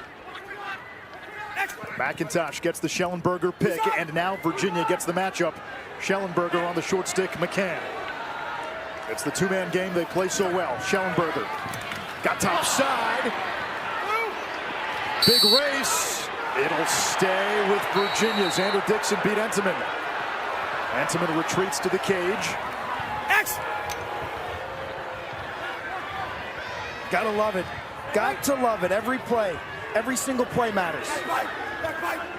McIntosh has 2 goals today.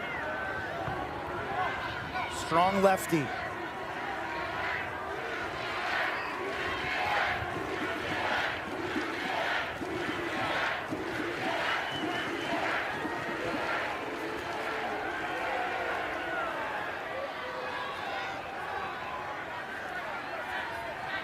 Schellenberger setting the pick, no switch. McIntosh looking to feed it back. Here's McConvey. Donovan all over him. McConvey's got to get rid of it. In a sea of blue, it's Conlon. Up ahead to Fake.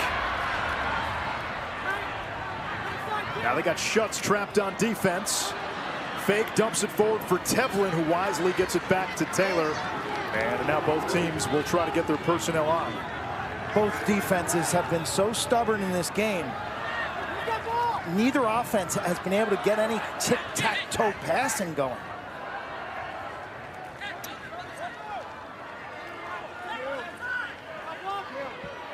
A physical, pound of flesh kind of game. Dobson's got 3 goals. Driving pass in, whiffs. Flag down, penalty coming on Virginia. Free possession.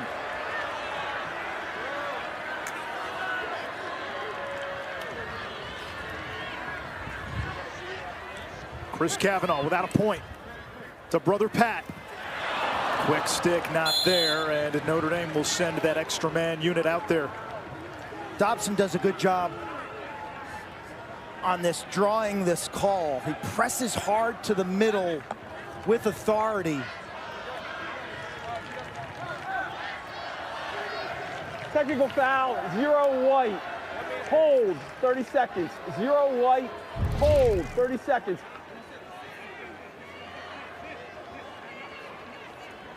Easy call. Absolutely. Evan Zinn in the sin bin.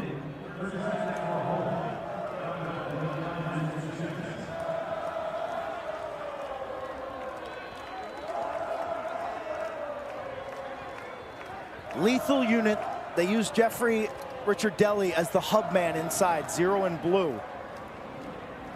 And when he gets involved, this unit can really hum. Snappy passing. And you've got Dobson, Kark, with his 13 career man-up goals. And if he sets his feet, he's going to let it rip on that radar gun at about 105. I'll take the over. Pat Kavanaugh over to Dobson. 10 seconds on the man-up. Westland probing. Back to Dobson. Dobson gets it from Pat Kavanaugh. Steps into it. It'll stay with Notre Dame. 1 second left on the man-up.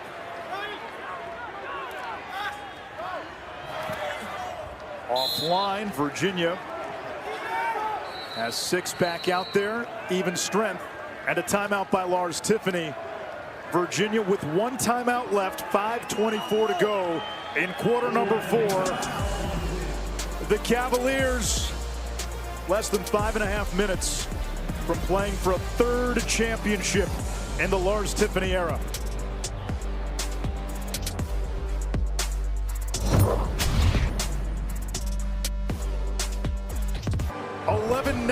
Virginia. So much for luck of the Irish, Quint. It's been Virginia getting the bounces in the second half. Nunes with the kick save off the pipe. Double ricochet. Watch what happens here. Off the pipe, off the defender's stick.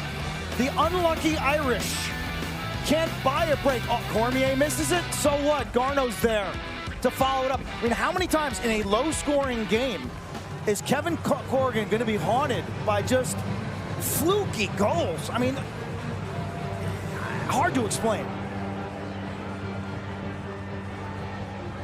Paul? I like how Notre Dame isn't completely flipping their offense, and Pat Kavanaugh will still operate from behind, because if you get a good midfield dodge from up top from someone like an Eric Dobson, and if you kick it to the winger behind in Pat Kavanaugh, he's still fully capable of making that right pass. Dobson's got a short stick. Chris Kavanaugh. That might be a flag. Don't see one. Kavanaugh still looking for his first point. Body save Nunes. Take Chris Kavanaugh working hard. Working really hard in that possession. Notre Dame just 3 of 19 shooting in the second half. Again, all week long, when you break down these two teams, you've got to score in transition against Virginia. They offer some transition opportunities because their middies often beeline to the substitution box. And their 6-on-6 defense with the monster 2 defenders down low is super tough. Virginia trying to beat Notre Dame for a 3rd time this season. Cavs going slow right here, Anish, right? They're in no rush, up 2. Kark, you were telling us during the last break, fatigue a factor for both sides. Yeah, these two-way middies, guys like Jeff Connor on Virginia, Quinn McCann and Brian Tevlin on Notre Dame. The amount of miles they log in a game could be up near 6 miles a game. And when you're in the heat and when you're emptying the tank with a season on the line, these guys are gassed with cramps and totally emptying the tank. Rare unforced error by Schellenberger, and it's McCann. Dislike that possession immensely. You took your foot off the gas. In the shot clock era, you got to keep playing. Chris Kavanaugh. Right hand free, and Nunes there, another save. He's up to 17.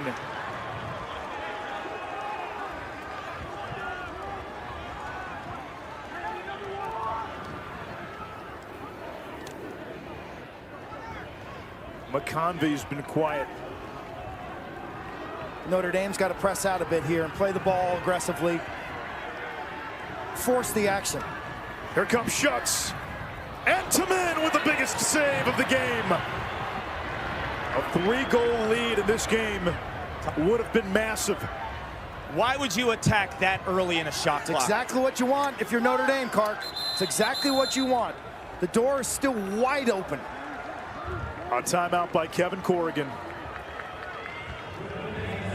How about that stop by Liam Entenmann? First-team All-American. Grew up on Long Island. Got his start with the Massapequa Mud Dogs. A great rec program out on the south shore of Nassau County. And look at him, just matching up. He presents the wide stance, but I like the way he moves off the line. You see how that subtle shift to his left, maintains his balance, and even as he's going down, gets the stick up. Gets the stick up. That is a thing of beauty. Entenmann continues the proud tradition of goalies at Notre Dame. John and Joey Kemp, Shane Doss, Scott Rogers.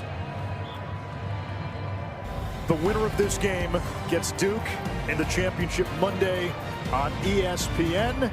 That's when our NCAA men's lacrosse coverage continues. It's the national championship game. For more information, visit ncaa.com. For Notre Dame, this weekend in a lot of ways set up like an exorcism. They had lost 6 in a row to Virginia.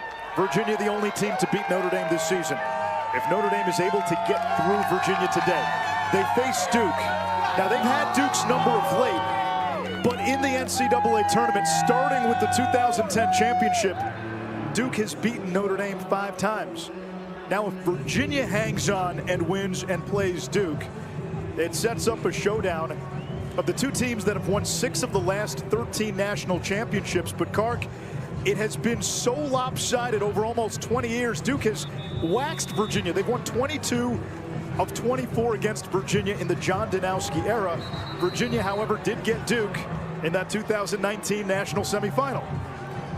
It's crazy when you think about that, right? I mean, this is a team, since John Danowski took over, Virginia's won national titles, 2 of the last 3. The regular season hex it's nutty. Like, you can't even explain it to people. But look at what happened in 2019, and I think the quick turnaround, if Virginia can hold the quick turnaround, they're not marinating on a week of Duke. It's 2 days. Kark, what do you expect to see from Notre Dame here? Well, they want to get Eric Dobson the ball. They're going to put actually Chris Kavanaugh behind the cage. where Pat typically operates and goes after his defender from behind at X. But Dobson's the guy they want having the ball right here. They love the matchup, and they're short sticking him. I'm shocked that they put a short Evans in on Dobson. They're going to go early. That means they're sliding early. Which makes you wonder, when does the slide come? Doorstep feed, Chris Kavanaugh, 11-10. Dobson read it just like you guys did, and Chris Kavanaugh with his first goal, his first point of this semifinal. This starts with a abbreviated Virginia possession. Looking for a 3-goal lead. Entenmann says, no, not today. We're not done yet. We're not done yet. You're short sticking this guy. Shocked. And I will tell you, I'm shocked too. If you turn on the tape, in the area that he's improved the most in 2023 is as a passer. I've seen that through pass multiple times, and when you short him, you're demanding a slide. Whatever that was, it was mass confusion by Virginia. It was almost as if they were playing a zone behind it, and we're going to try to maybe change the look, but that was just poor execution defensively. Now it's Lynch and LaSala in the limelight. We'll get a hold on Virginia. Notre Dame ball. Lars Tiffany does not like it, and the Irish a chance to tie. It'll be Dobson. All 6'5" of them. Now Simmons, the quarterfinal hero. Lefty wants his left, capable passer. Dumps it back. Dobson scores! Incredible individual effort by Dobson. He's got 4. The Irish tie it up.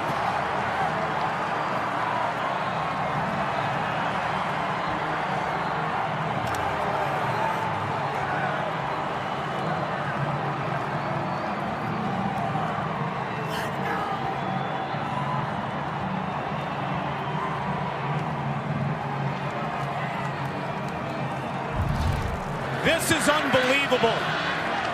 Sergio Perkovic-esque, taking over your game when it's on the line.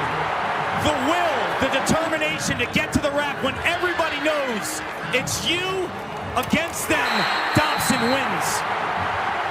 Play like a champion today.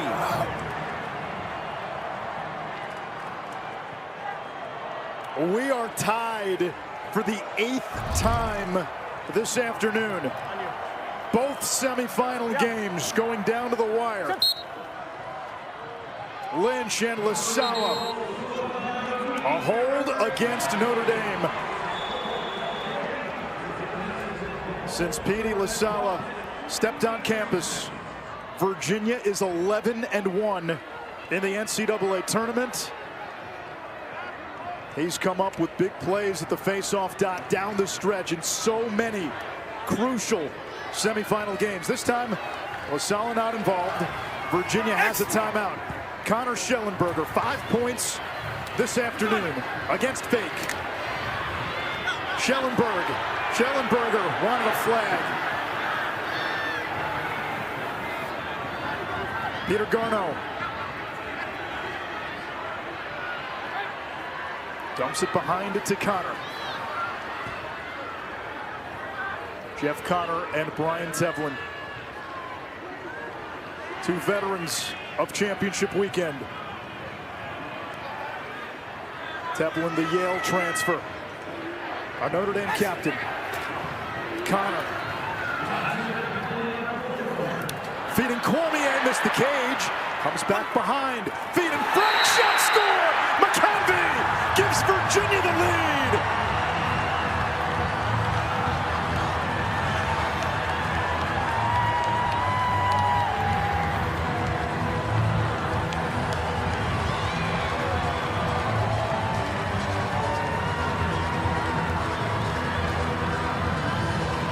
Tied up at 11, a hold call on the face-off.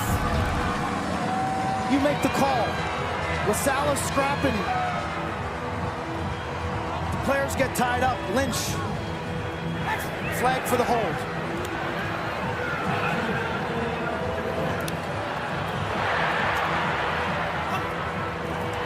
Now you talk about another break. A pass that was meant for one player ends up in the other guy's stick, and the defense is on the carousel and confused. What is that, break 5 in this game for the Cavaliers? It's been that kind of semifinal, and it ended up in the stick of Schellenberger. He gets his 3rd assist. McConvey, the midfielder of the year, his 1st goal, and now Notre Dame's got to figure out a way to solve Petey LaSala. They've done a good job of it all game. Lynch and LaSala, and it's Lynch. The Irish have a timeout, and they use it. 42.1 to go in regulation.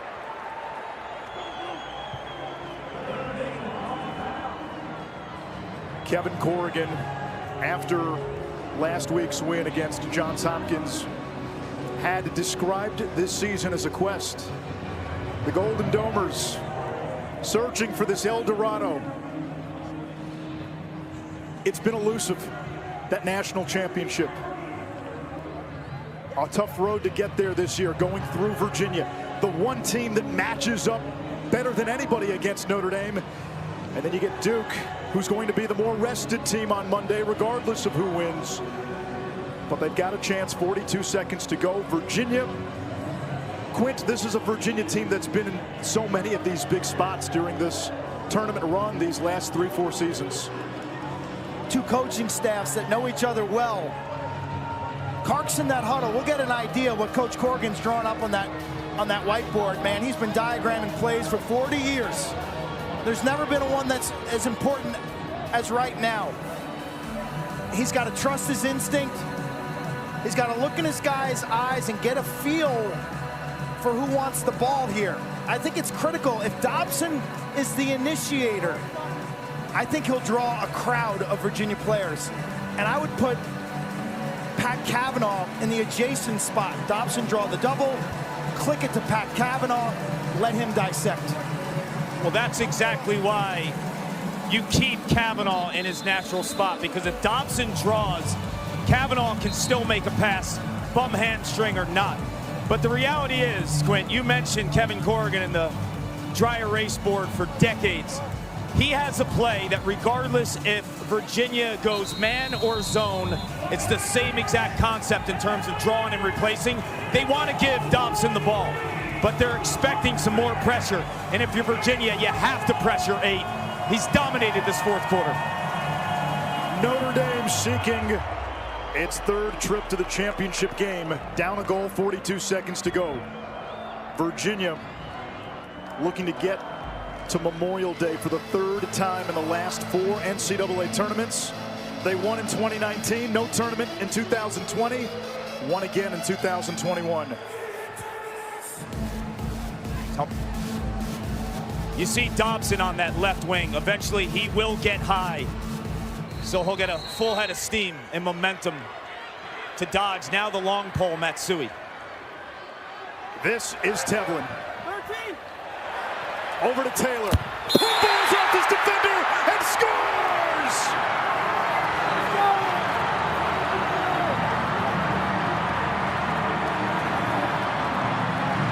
This is bonkers.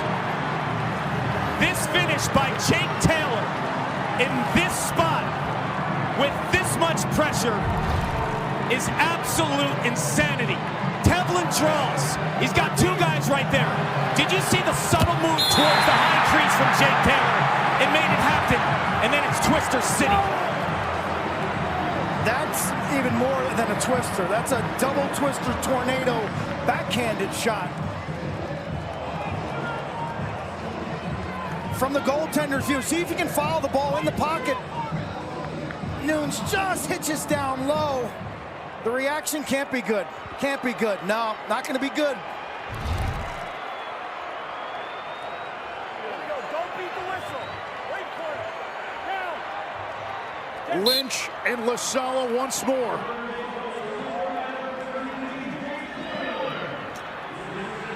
Now the wings get in. It's Saladin. Popped into the air. Has some English on it. Donovan looking to scoop it out.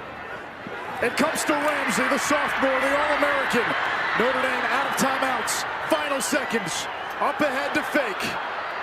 7 seconds. Fake. Run back to the restraining line. 2 seconds. Simmons. Time runs out. We go to overtime for the second time today.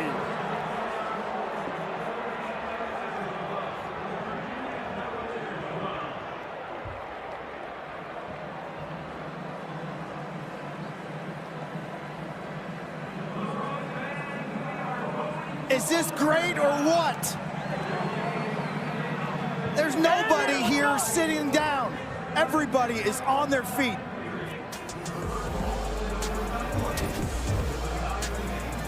On paper, this matchup had the makings of an all-timer. Pinball wizard Jake Taylor tying it late. Next goal wins. We go to OT.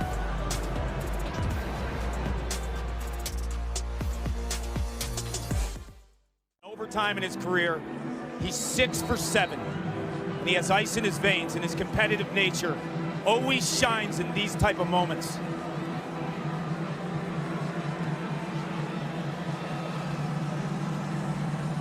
LaSala for his career has 38 goals, 8 of them coming in the NCAA tournament. In 2019, during Virginia's run to the first championship of the Lars Tiffany era, they beat Duke in the semifinals here in Philly in double overtime. Ian Laviano scored the game winner. Lynch and LaSala once more.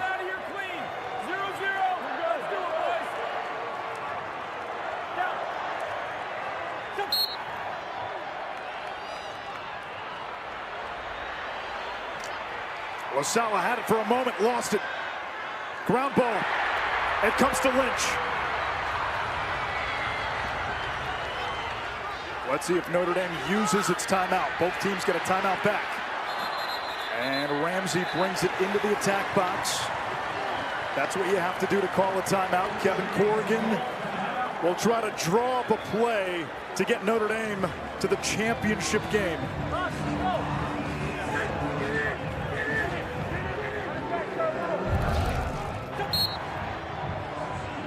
LaSala looks like he's got an angle on this. Watch his track.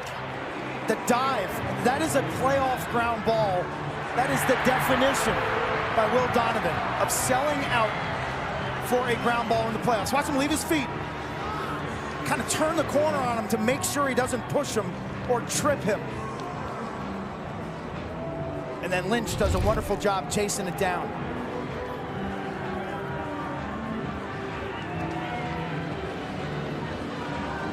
Virginia had a 2-goal lead with about 2.5 minutes into change to play. A couple of quick ones by Kavanaugh and Dobson tied it at 11. The Cavaliers went ahead with 52 seconds on a McConvey goal before Taylor tied it with 32 seconds. Paul? We've all been talking about the emergence of some of the second-line midfielders for Notre Dame over the course of the last 3-4 weeks. And Griffin Westland, who is a player, Anish, you mentioned, had a big season 2 years ago and had to fight to get playing time again. He's probably heading on the field right now, and they think they're going to give him a short stick and work a pick game with one of the Kavanaughs to hopefully have an exchange where one of them can get the short stick off of the initial Westland shorty. Westland played attack for this group back in 2021.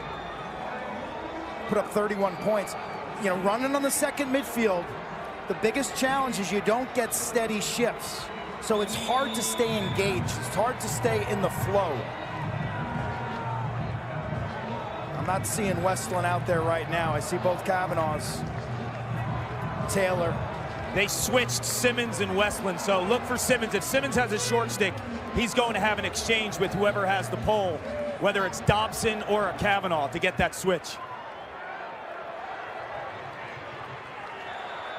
Tevlin, the party starter. Tevlin driving down, gets free, shoots, and scores! The captain sends Notre Dame to the championship game.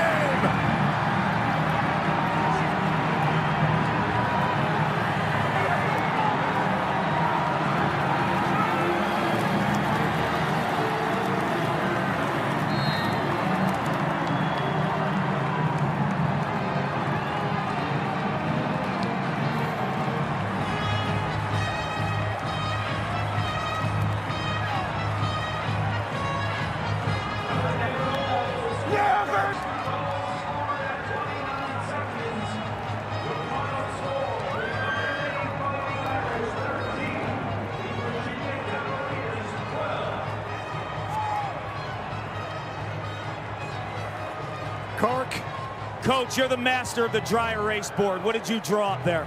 Coach, listen, it's not about what I draw up. It's about what those guys do on the field. We had 3 different guys make 3 different plays in the last few possessions of the game. All credit to them. Petey Lasello from Virginia is one of the best face-off specialists the game has seen. How did you neutralize him today? You know, again, 22 just bared down and made plays. Both of our face-off guys did a great job today. Even in the first half, we felt like we missed some first chance ground balls that could have made the numbers even more in our favor. But again, it's just those guys, they made plays. I know you didn't want to talk about Pat Cavanaugh's leg, but I want to talk about the Cavanaugh's guts. One had one leg, one had a face that was split open. How would you describe their toughness? Yeah, they don't quit. You'd have had to drag Pat Cavanaugh off the field. There's no way he wasn't going to be there for this. Congratulations. Thank you very much, Carl. It'll be Notre Dame and Duke in the championship game on Monday. This is how it ended. Brian Tevlin, the Renaissance man.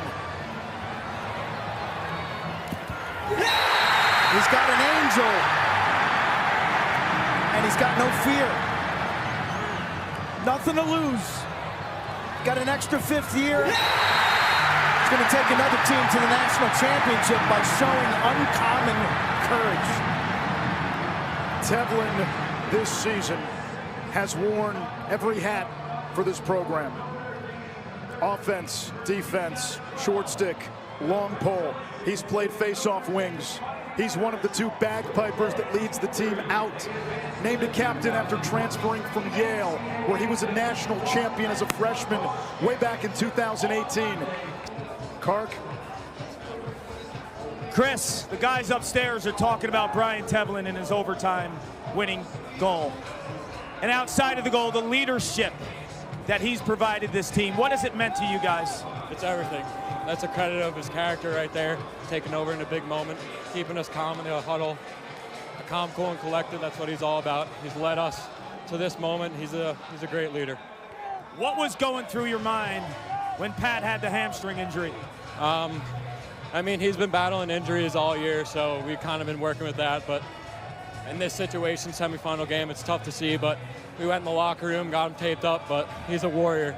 He's going to battle through that no matter what. So I'm proud of him. Toughness requires a why. Why are the Cavanaughs so tough? I mean, Pat showed it today. You never give up on anything you do. Always work at it. Hard work beats everything. So just never give up is our motto. Your brother Matt's at PLL training camp right now. What do you want to say to him? I love you, Matt, and I love you, Bren. Good luck, boys. You'll do great things there. Love you, boys. Enjoy this. Thank you. I appreciate it. The city of brotherly love, right? When Tevlin announced his transfer after graduating from Yale, everyone said, you'll feel his impact in May with that championship pedigree. Wow, you talk about nailing that. You saw that today, both from him and Chris Fake. But I think this game changed with the Liam Entenmann save. It was Virginia who had a 2-goal lead, looking to extend that margin, and Entenmann made the point-blank save from about 2 feet, and that opened the door. Today's player of the game brought to you by Capital One. It is Brian Tevlin who scored the game-winning goal in overtime. Notre Dame closing the game on a 4-1 spurt. We saw Brian in practice yesterday. go after a teammate pretty good. Something I don't think I've seen on championship weekend. He went after Eric Dobson a little in practice to talk louder, to play with more focus and urgency. Guess what happened today? Dobson had a career day. Tevlin scores the game-winning goal. Like you know he hoped it would go. And now it does beg the question. This was a physical bruiser of a game. How much does Notre Dame have left on Monday? How much does Duke have left? They had to go to overtime against Penn State. How much do you have left? Kark, how much you got left? We're going to bring it on Monday at 1 on ESPN. I promise you that. Oh, yeah. This Notre Dame team that had journeyed long, singing a song in search of El Dorado. Well, the city of gold, it's in sights. They're 60 minutes away from a national championship. They're going to have to go through Duke, the #1 seed, with Brennan.